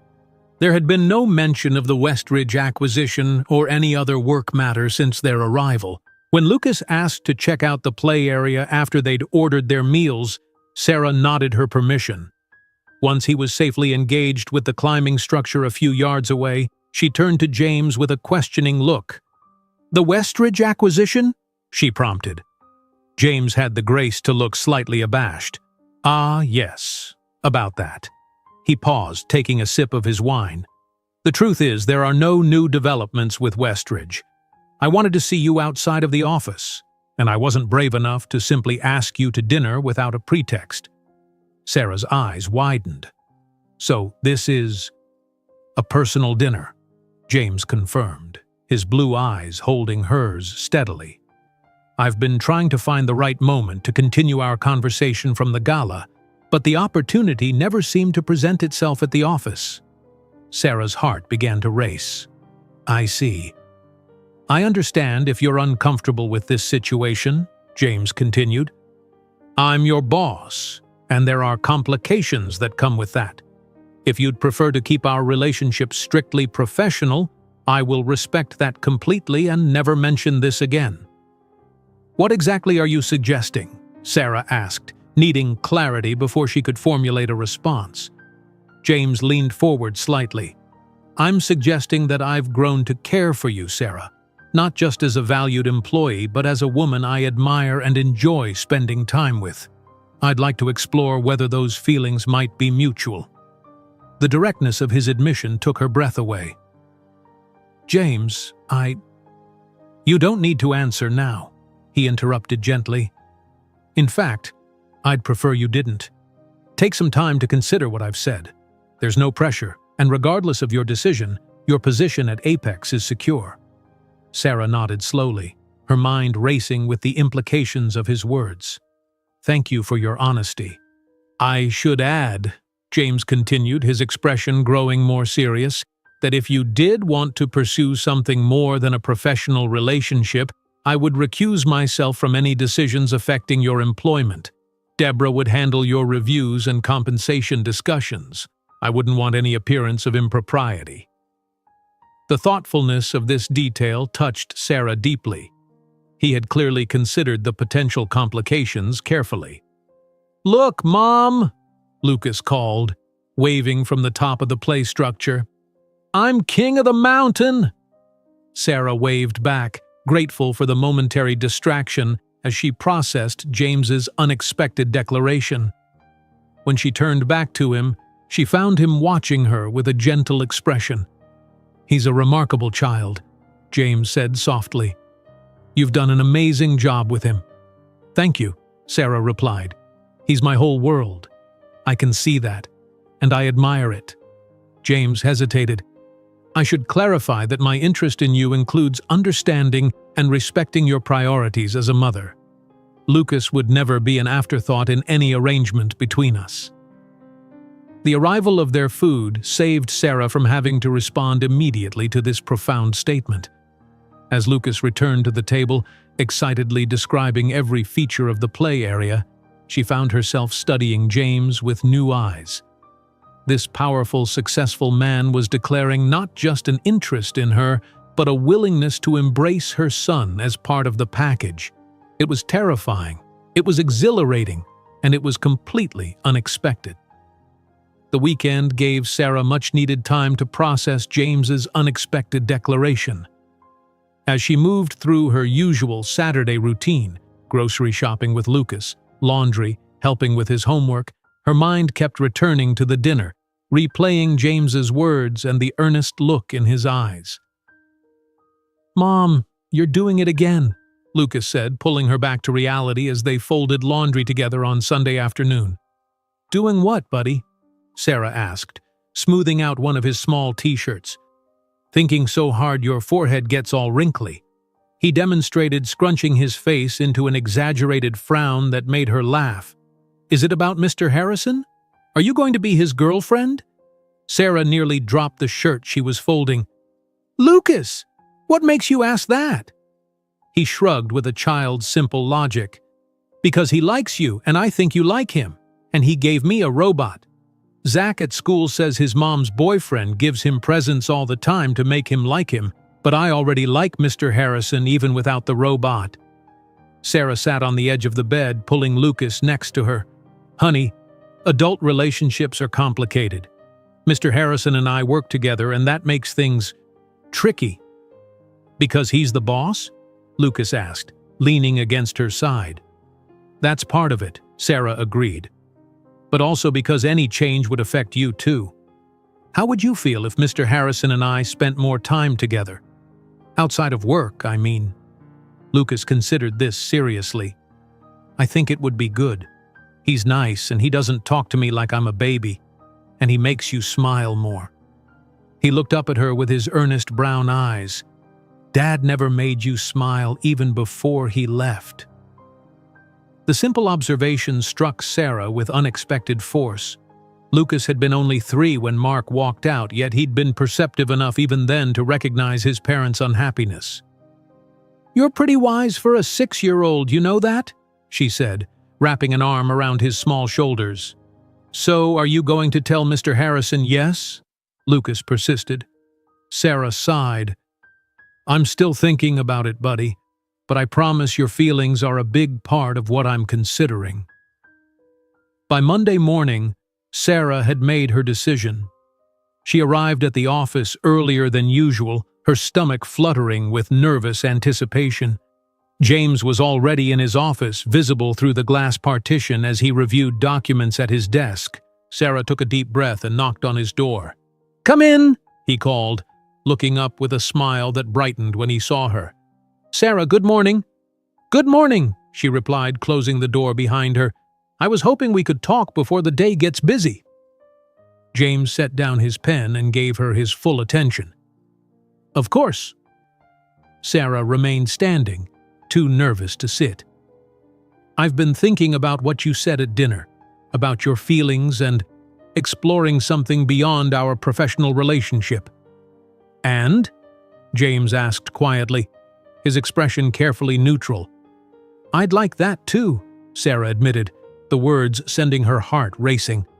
"But I need you to understand how cautious I have to be. Lucas has already lost one father figure. I can't introduce someone new into his life who might disappear." James nodded solemnly. "I understand. And I'm not entering into this lightly, Sarah. I know it affects both of you." "There's also the matter of our professional relationship," Sarah continued. "I've worked hard to be taken seriously here.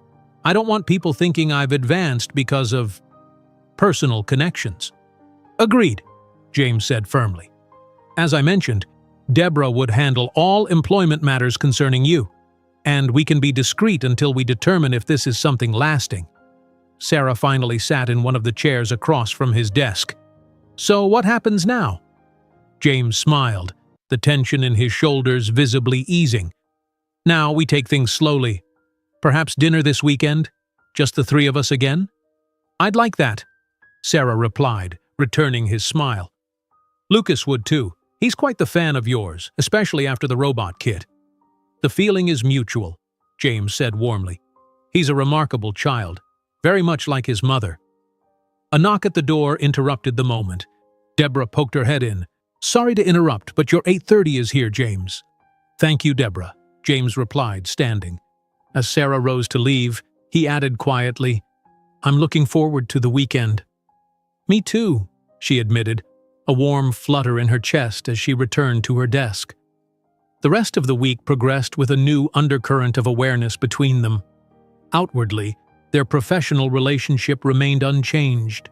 Sarah managing James's schedule, taking notes in meetings, handling correspondence. But there were subtle differences, lingering glances, fingers brushing when passing documents, private smiles shared across conference tables. By Friday afternoon, Sarah found herself looking forward to their dinner with an excitement she hadn't felt in years. James had suggested a casual restaurant with outdoor seating near a park, perfect for Lucas to explore between courses. She was gathering her things to pick up Lucas from the development center when Victoria Chambers appeared at her desk, elegant as always, in a tailored pantsuit. "Ms. Morgan," Victoria said coolly, "I'd like to speak with you privately." Sarah glanced at James's office, but he was on a call, his back to the door. "Of course, Ms. Chambers. How can I help you?" Victoria's smile was sharp as a razor. "Let's not pretend. I know what's happening between you and James." Sarah maintained her composure despite the sudden chill in her veins. "I'm not sure what you mean."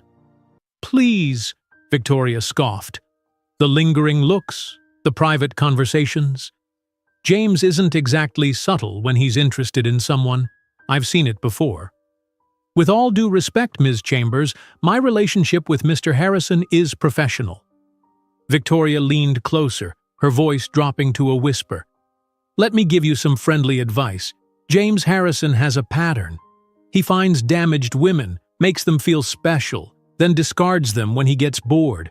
It happened to his ex-wife. It happened to me, and it will happen to you." Sarah struggled to keep her expression neutral, but Victoria's words hit a nerve. "I appreciate your concern, but—" "It's not concern," Victoria interrupted coldly. "It's a warning. You're nothing but a novelty to him, the struggling single mother trying to better herself. How inspiring, how different from the women in his usual circle. But novelties wear off, Sarah. And when this one does, you'll be left without a job and with a broken heart.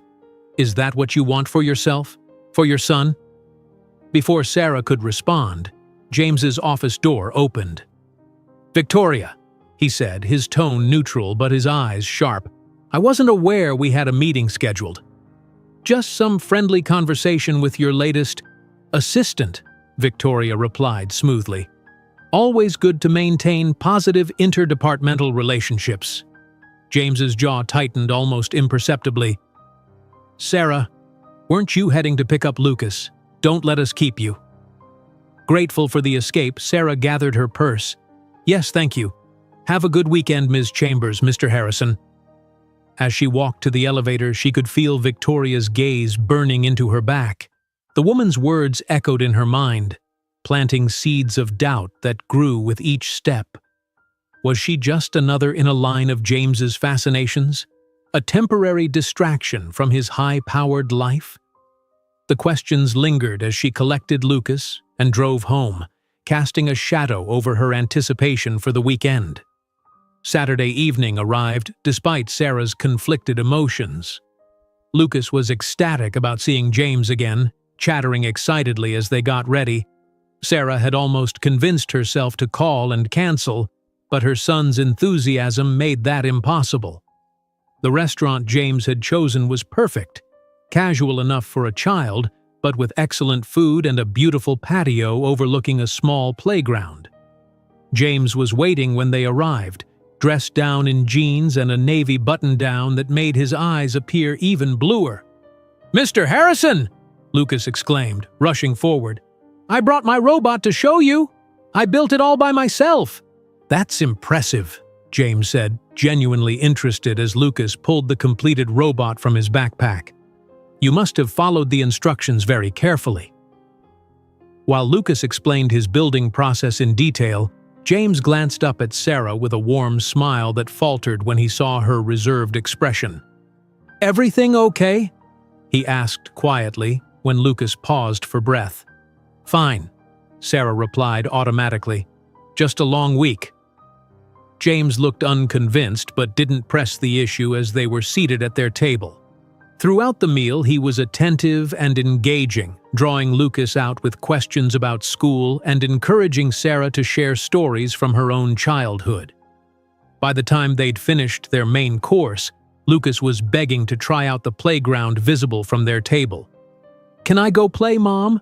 Please? You can still see me from here." Sarah nodded.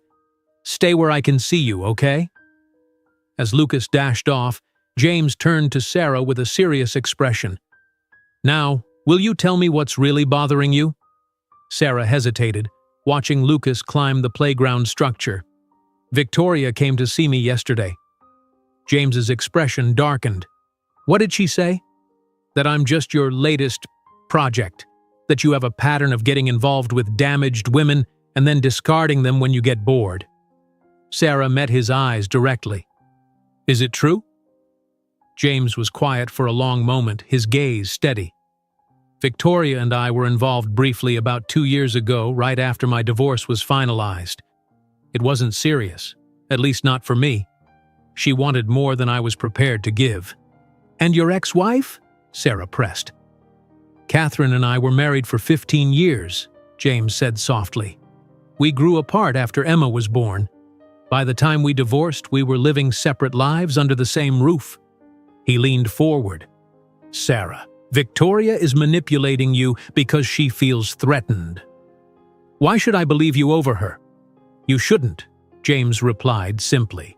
"You should observe and draw your own conclusions, just as you would in any relationship. All I can tell you is that my interest in you is genuine." His honesty was disarming. Sarah glanced at Lucas, happily scaling the climbing wall. "I have to be careful, James. It's not just me who could get hurt." "I know," James acknowledged, "and I respect that. I don't have a perfect track record with relationships. Few people do. But I'm not the man Victoria described." As if sensing he was being discussed, Lucas waved enthusiastically from the top of the slide. Sarah and James both waved back. "He's an amazing kid," James said quietly. "Smart, perceptive, resilient, just like his mother." The simple observation, delivered with such genuine admiration, melted some of the ice Victoria's words had created. "He likes you," Sarah admitted. "That says a lot. He's usually shy around new adults, especially men." "I like him too," James replied. "And not because it's a way to get to you. I genuinely enjoy his perspective on things." When Lucas returned to the table, flushed and happy from playing, James suggested ice cream for dessert, earning an enthusiastic endorsement from the boy. As they ate their treats, Lucas regaled them with a detailed account of his playground adventures, complete with sound effects and dramatic gestures. "You know what would be cool?" Lucas said suddenly, looking between Sarah and James. "If we could go to the big park tomorrow, the one with the lake where you can rent boats. My friend Tommy went and said it was awesome." Sarah began to make excuses, but James cut in gently. "That's a great idea, Lucas. If your mom agrees, I'd be happy to take you both tomorrow afternoon." Lucas turned pleading eyes to Sarah. "Please, Mom, we never get to do stuff like that." Put on the spot, Sarah hesitated. Spending more time with James so soon felt risky after Victoria's warning, but looking at her son's hopeful face and James's patient expression, she found herself nodding. "Okay, but just for a few hours. You have school on Monday and I have laundry to finish." "Yes!" Lucas pumped his fist triumphantly. "This is going to be the best weekend ever!" As they walked to their cars after dinner, Lucas skipping ahead with boundless energy, James touched Sarah's elbow lightly. "I understand your caution," he said quietly, "and I want you to know there's no pressure here. If at any point you want to step back, just say the word." His consideration touched her. "Thank you.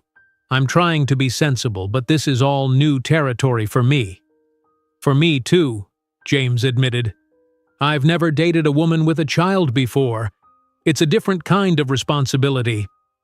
The fact that he recognized that responsibility, that he saw Lucas as an integral part of the equation rather than an inconvenience, spoke volumes. As they said their goodbyes, Sarah found herself looking forward to the next day despite her lingering concerns. Perhaps Victoria was wrong, or perhaps James Harrison was simply better at the game than Sarah had anticipated. Either way, she was beginning to feel that finding out might be worth the risk. Sunday dawned with perfect weather for their park outing, clear blue skies, a gentle breeze, and temperatures warm enough for comfort, but not so hot as to be uncomfortable. Sarah found herself both anticipating and dreading the afternoon as she went through her morning routine. Lucas, on the other hand, was an unstoppable ball of excitement, changing his outfit 3 times to find the perfect park clothes and repeatedly checking the time. "Is it almost 1 o'clock yet?" he asked for what felt like the 100th time that morning. "Not since you asked 5 minutes ago," Sarah replied, folding the last of the clean laundry. "Why don't you help me put these clothes away? It'll make the time go faster." Lucas reluctantly assisted, though he managed to check the clock between each armful of folded clothes. When the doorbell finally rang at precisely 1 o'clock, he bolted to answer it, ignoring Sarah's reminder to check who it was first. "Mr. Harrison!" Lucas exclaimed, flinging the door open. "You're right on time. I've been ready for hours and hours." James stood in the doorway, looking refreshingly casual in khaki shorts and a light blue polo shirt. He held a large canvas tote bag in one hand and what appeared to be a kite in the other. "Hello, Lucas," he greeted with a warm smile. "I'm excited too. I brought a few things I thought we might enjoy at the park." Sarah approached the door, suddenly self-conscious in her simple sundress and sandals. "Hi, James. You didn't have to bring anything." "Nothing elaborate," he assured her. "Just some snacks, sunscreen, and this kite I found in my storage closet. I thought Lucas might enjoy flying it if the wind cooperates." "A real kite?" Lucas's eyes widened. "I've never flown one before." "Then today's the perfect day to learn," James replied, his eyes meeting Sarah's over Lucas's head. The genuine warmth in his gaze eased some of her lingering anxiety. The drive to Lakeside Park took about 20 minutes, during which Lucas kept up a steady stream of questions about kite-flying techniques and James's own childhood experiences with kites. Sarah was impressed by James's patience, answering each question thoughtfully rather than dismissively as Mark would have done. When they arrived, the park was busy but not overcrowded. Families picnicked on the grass, children played on the sprawling playground, and several small rowboats dotted the lake's surface. "Can we go on a boat?" Lucas asked, pointing excitedly to the rental dock. "Let's save that for a bit later," Sarah suggested. Maybe try the kite first while there's a good breeze? James led them to an open, grassy area away from trees that might catch the kite. With practiced ease, he assembled the colorful diamond-shaped kite, explaining each step to an attentive Lucas. The most important part of kite flying is patience, James explained as he unspooled some string. Sometimes you have to wait for just the right gust of wind. Lucas nodded solemnly, taking this advice to heart. When the kite was ready, James demonstrated how to hold it, then handed the string to Lucas while maintaining a grip on the kite itself. "Ready?" he asked. When Lucas nodded enthusiastically, James continued, "When I let go, the wind will catch it. You'll feel a tug on the string, that's good. Just hold on and let out more string gradually as it rises." Sarah watched as James counted down, then released the kite into a perfect gust of wind. The colorful diamond caught the breeze and soared upward, causing Lucas to gasp in delight and nearly drop the string in excitement. "I'm doing it!" he shouted. "Mom, look! I'm flying a kite!" "I see, buddy," Sarah called back, her heart swelling at his joy. She glanced at James, who was watching Lucas with genuine pleasure, occasionally offering quiet guidance when the kite dipped or wavered. After about 15 minutes, James suggested letting Sarah try. As he helped transfer the string to her hands, his fingers brushed against hers, sending a now familiar warmth through her. For the next hour, they took turns with the kite, laughing when it occasionally dived unexpectedly or performed acrobatics in stronger gusts. When they finally decided to take a break, James retrieved a blanket from his tote bag and spread it on the grass beneath a shady oak tree. From the same bag came bottles of water, fresh fruit, and cookies that he admitted slightly sheepishly were homemade. "You bake?" Sarah asked, unable to hide her surprise as she bit into a perfectly chewy chocolate chip cookie. "One of my few domestic skills," James admitted. "My grandmother taught me when I was about Lucas's age.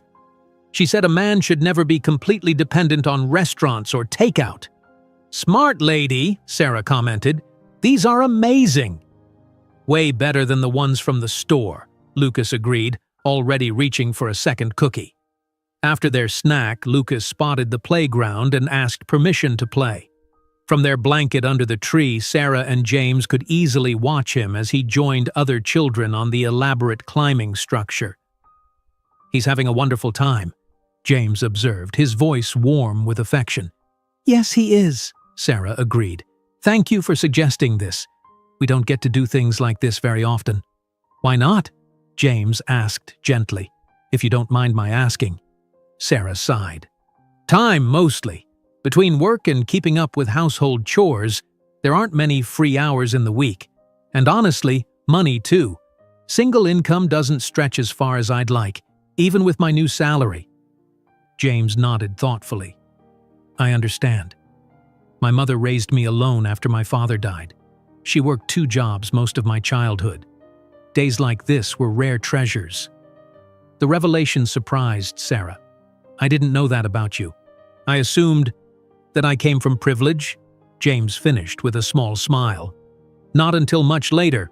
I was on scholarship through college. The financial success came afterward." This glimpse into his background shifted something in Sarah's perception of him. It explained his unpretentious nature despite his wealth, his comfort with Lucas, his respect for her struggles. "Is that why Victoria's comments bothered you so much?" James asked suddenly. "Because you were worried I saw you as some kind of charity case?" Sarah looked away, embarrassed. "Partly. And partly because, well, why would someone like you be interested in someone like me? A single mom with mountains of student debt and a tiny apartment, it doesn't make logical sense." James was quiet for a moment, his eyes following Lucas as he navigated the monkey bars. "Logic has very little to do with attraction, Sarah. But if you want reasons, I have plenty. You're intelligent, resilient, dedicated, kind. You make me laugh. You challenge me. You see me as a person, not as a CEO or a bank account." He turned to look at her directly. "And when I'm with you and Lucas, I feel something I haven't felt in a very long time. A sense of belonging, of family." The simple honesty of his words touched something deep within Sarah. Before she could respond, Lucas came running over, breathless with excitement. "Can we go on the boats now? Please, please, please!" James laughed, the serious moment broken. "I think that's an excellent suggestion." At the boathouse, James rented a 4-person rowboat, helping Lucas into a child-sized life jacket before assisting Sarah into the boat. With practiced ease, he took the oars and guided them away from the dock and out onto the serene lake. "Have you done this before?" Sarah asked, impressed by his smooth rowing technique. "I worked at a summer camp during college," James explained. "Rowing was one of my responsibilities. It's like riding a bicycle, you never really forget." Once they reached the middle of the lake, James stopped rowing, allowing the boat to drift gently on the calm water. Lucas trailed his fingers through the cool water, delighted when a group of ducks swam nearby. "This is the best day ever," Lucas declared, his face glowing with happiness. Looking at her son's joy and James's relaxed smile, Sarah had to agree. Whatever complications might come from their relationship, moments like this made them worth facing. They spent another hour on the lake before returning to shore. As they walked back toward the parking lot, Lucas between them, he spontaneously reached out to take James's hand as well as Sarah's.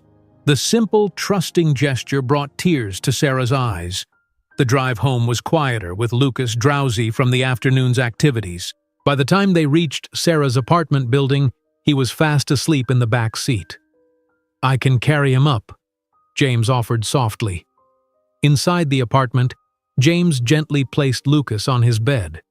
Sarah removed his shoes and covered him with a light blanket, brushing his hair from his forehead with tender fingers. When she returned to the living room, James was standing by the window, looking thoughtful.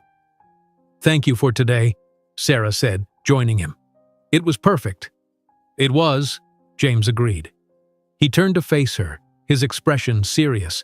"Sarah, I want you to know that I understand what I'm asking for here. You and Lucas are a package deal. If we continue this relationship, I'm committing to both of you, not just to you." Sarah studied his face, searching for any hint of insincerity and finding none. "That's a big responsibility to take on. I know, and I'm not asking you to trust me completely yet. Trust is earned over time."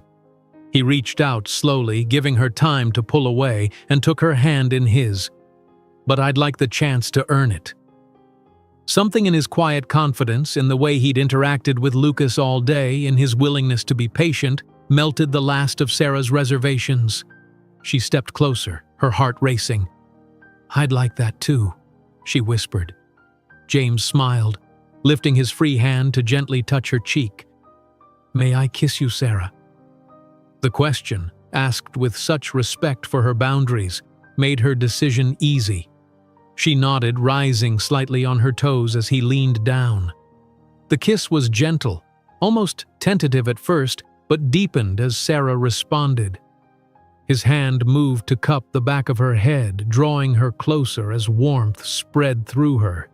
It had been so long since she'd been kissed, since she'd allowed herself to be vulnerable with anyone, that the sensation was almost overwhelming. When they finally parted, James rested his forehead against hers. "I've wanted to do that since the gala," he admitted. "Me too," Sarah confessed, surprised by her own honesty. A small noise from Lucas's room reminded them they weren't alone. James stepped back reluctantly. "I should go. You probably have Monday preparations to make." Sarah nodded, walking him to the door. "I'll see you at the office tomorrow." "About that," James said, his tone growing more professional. "We should discuss how to handle this at work. I meant what I said about keeping things separate." "I know. We can talk about it tomorrow," Sarah assured him. At the door, James kissed her once more, briefly but with unmistakable promise. "Good night, Sarah." As she closed the door behind him, Sarah leaned against it, her fingers touching her lips where his had been moments before. For the first time in years, she allowed herself to imagine a future that included not just security for herself and Lucas, but happiness too. Genuine, lasting happiness. The thought was both terrifying and exhilarating.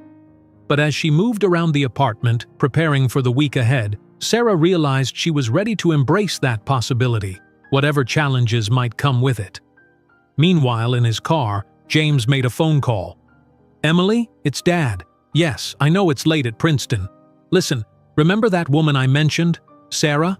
I'd like you to meet her and her son, soon, because—" He paused, smiling to himself. "I think they might become an important part of our lives." Monday morning brought with it the reality of balancing their new personal relationship with their professional roles. Sarah arrived at the office 15 minutes earlier than usual, wanting to speak with James privately before others arrived. He was already there, reviewing reports at his desk, but his face brightened when she entered. "Good morning," he said, rising to greet her. "How are you? How's Lucas?" "Still talking about yesterday," Sarah replied with a smile. "He insisted on taking the kite to school to show his friends, though I made him leave it in the car." James chuckled. "I'm glad he enjoyed himself, I certainly did." For a moment they simply looked at each other, the memory of their kiss hanging between them. Then Sarah cleared her throat, bringing them back to the matter at hand. "We should discuss how to handle this at work," she said, gesturing vaguely between them. James nodded, his expression growing more serious. "I've been thinking about that. I spoke with Deborah yesterday evening. Without giving specifics, I informed her that effective immediately, she'll be handling all matters related to your employment, performance reviews, salary discussions, any HR concerns." Sarah blinked, surprised by his efficiency. "You've already done that?" "I wanted to establish clear boundaries immediately. Deborah has my complete trust, and she's discreet. She understands the situation without needing details." "And what exactly is the situation?" Sarah asked, needing clarity herself. James held her gaze steadily. "That's up to you, Sarah. I'm prepared to be as open or as private as you're comfortable with. My only non-negotiable is that I won't compromise your professional standing or reputation." His consideration touched her deeply. "I think discretion is best, at least initially. Not secrecy exactly, but privacy until we figure out exactly what this is." "I agree," James said. "At the office, we maintain our professional relationship. Outside the office—" His voice softened. "We explore this connection that I find increasingly important to me." The simple sincerity of his words sent warmth spreading through Sarah's chest. "That sounds perfect." They quickly established practical guidelines: no obvious displays of affection at work, maintaining formal address in professional settings, transparency with Deborah about any concerns.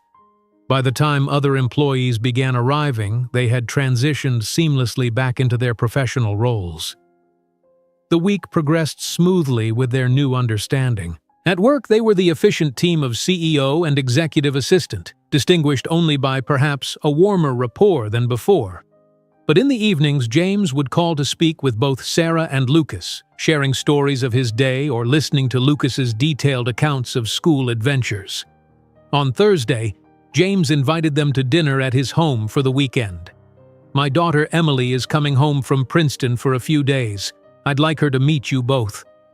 Sarah hesitated, recognizing the significance of the invitation. Meeting his daughter represented another level of commitment. "Are you sure it's not too soon? We've only been, whatever we are, for less than a week." "I'm sure," James replied firmly. "Emily is a huge part of my life, just as Lucas is of yours. If we're going to see where this relationship leads, I'd like to begin with honesty and openness between all parties involved." When Sarah still seemed uncertain, he added gently, "It doesn't have to be a formal meet-the-family dinner, just a casual meal. Emily's actually the one who suggested it." Knowing that James's daughter had initiated the invitation eased some of Sarah's anxiety. "All right, we'd be happy to come." Saturday arrived with unexpected nerves for Sarah. What did one wear to meet the daughter of the man you were dating, who also happened to be your boss? After trying on and discarding several outfits, She settled on a simple but elegant wrap dress that struck the right balance between casual and polished. Lucas, by contrast, was wholly unconcerned with the significance of the meeting, excited simply by the prospect of seeing James's house for the first time. "Do you think it's like a castle?" he asked as they drove the unfamiliar route. "With towers and a moat?" Sarah laughed. "I don't think so, buddy, but I'm sure it's very nice." Nice? Proved an understatement. James lived in an elegant Georgian-style home set back from the road on several acres of manicured grounds. Though not ostentatious, the property clearly spoke of success and refined taste. "Whoa," Lucas breathed as they approached the circular driveway. "It is kind of like a castle." James greeted them at the door himself, looking relaxed in dark jeans and a casual button-down shirt. "Welcome," he said warmly, leaning down to give Lucas a high five before kissing Sarah's cheek lightly. Emily's in the kitchen, attempting to help with dinner despite her limited culinary skills.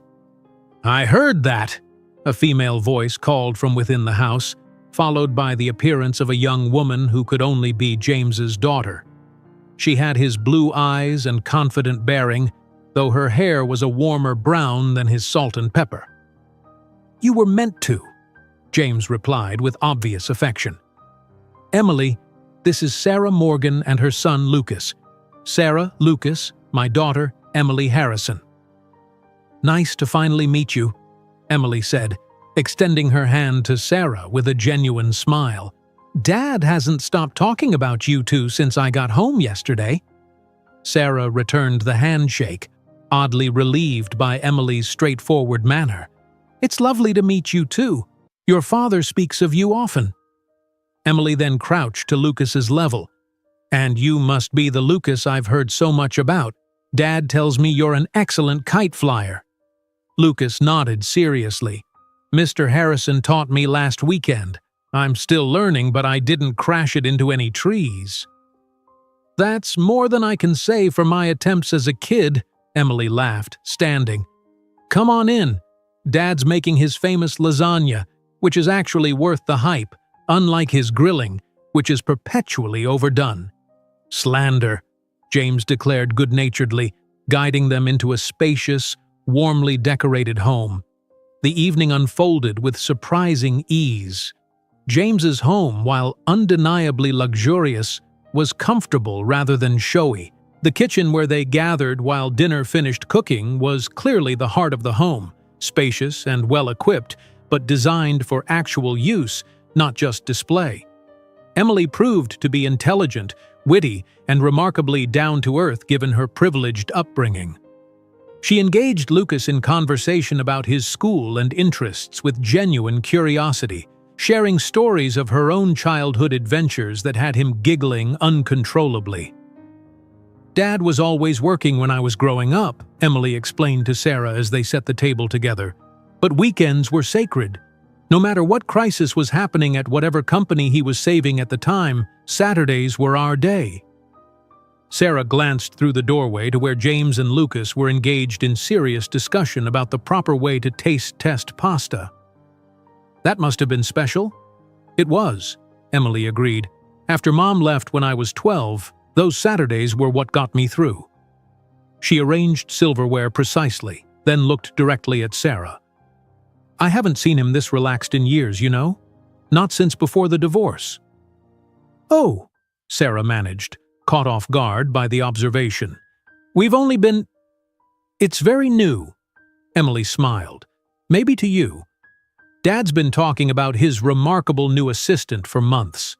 I knew something was different when he started mentioning Lucas in every phone call." Before Sarah could process this revelation, James called them to dinner. The meal was indeed excellent, the conversation flowing naturally between all four of them. Lucas charmed Emily with his detailed explanation of his class's solar system project, while Emily shared amusing stories from her law school experiences. As James served dessert, homemade tiramisu that drew appreciative murmurs from everyone, Sarah's phone rang. Checking the screen, she frowned. "It's my neighbor, Mrs. Gonzalez. She never calls unless it's important. Excuse me." Stepping into the hallway, Sarah answered.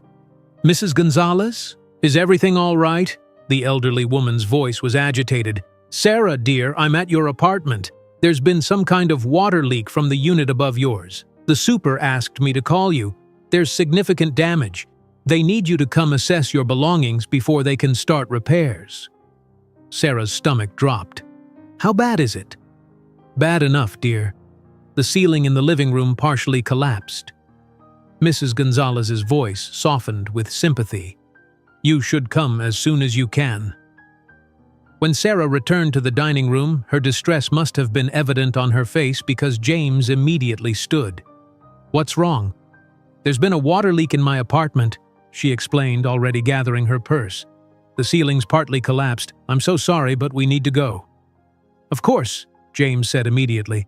"Let me drive you." "That's not necessary." "Sarah," he interrupted gently, "let me help." The drive to her apartment was tense, Lucas unusually quiet in the back seat next to Emily, who had insisted on coming along to help however she could.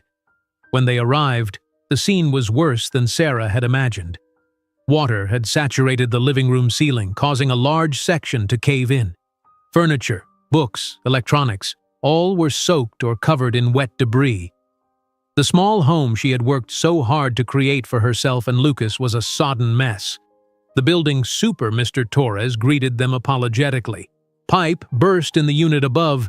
The tenant was away for the weekend. No one knew until it was too late. Insurance will cover it, but repairs will take weeks. You'll need to find somewhere else to stay. Sarah surveyed the damage with growing despair. They had nowhere else to go. Her parents lived 3 states away, and her meager savings wouldn't cover extended hotel stays. And Lucas, seeing his home destroyed, his few precious possessions soaked and ruined, the thought broke her heart. "Mom?" Lucas's small voice came from the doorway where he stood between James and Emily. "What happened to our house?" Sarah forced a reassuring smile. "There was an accident, buddy. A pipe broke and caused some damage. We'll need to stay somewhere else for a little while." "Where?" Lucas asked, his eyes wide as he took in the destruction. Before Sarah could formulate an answer, James stepped forward. "You'll both stay with us, of course. We have plenty of room." "James, no," Sarah protested quietly. "That's too much. We barely know each other and you need a safe place to stay," James finished firmly. "This isn't about our relationship, Sarah. This is about helping when help is needed." Emily moved to stand beside her father. "He's right, Sarah. Our house is ridiculous for just 2 people, especially since I'm only there on breaks. There's a guest suite that's practically its own apartment." Sarah wanted to refuse, to maintain her independence, but looking at Lucas's worried face, she knew she had to put his needs first. "Just until we figure something out," she conceded. "And we'll pay rent. We can discuss that later," James said diplomatically. "For now, let's salvage what we can, especially what Lucas needs for school on Monday." Working together, they gathered clothing that had been spared in the bedrooms, Lucas's school supplies, and a few precious keepsakes. As they loaded the items into James's car, Victoria Chambers drove past, slowing to observe the scene. The smug satisfaction on her face as she took in Sarah's obvious distress sent a chill down Sarah's spine. By the time they returned to James's home, exhaustion had overtaken both Sarah and Lucas. Emily showed them to the guest suite, indeed almost a separate apartment with 2 bedrooms, a full bathroom, and a small sitting area. As Sarah tucked a quiet Lucas into bed, he finally spoke. "Mom, are we going to be okay?" Sarah smoothed his hair back from his forehead. "Yes, buddy. We're going to be just fine." "Because Mr. Harrison is helping us?" "Because we have each other," Sarah corrected gently. "And yes, because we have friends who care about us." After Lucas fell asleep, Sarah found James waiting in the suite's sitting area. "He's asleep," she said, sinking onto the sofa. "Thank you for everything today. I don't know what we would have done without you." James sat beside her, taking her hand. "You would have figured it out. You're remarkably resourceful, but I'm glad you're allowing me to help." Sarah leaned against him, too tired to maintain her usual independence. This isn't how I pictured the evening ending." "Me neither," James admitted, his arm coming around her shoulders. "But life rarely follows our plans." He pressed a kiss to her temple. "Try to get some rest. Tomorrow we'll figure out next steps." As Sarah finally lay in the unfamiliar but comfortable bed, she felt a storm of emotions. Gratitude for James's generosity, worry about their suddenly accelerated relationship, fear about their future living situation, and a nagging suspicion about Victoria's opportune appearance at her apartment. It was all happening so fast, spinning beyond her control. But beneath the anxiety lay a surprising sense of security. Perhaps allowing someone else to help shoulder her burdens wasn't weakness, but simply human connection, something she had denied herself for far too long. If you enjoyed today's video, I'm sure you'll love the next one. Don't waste time. Just click on the screen.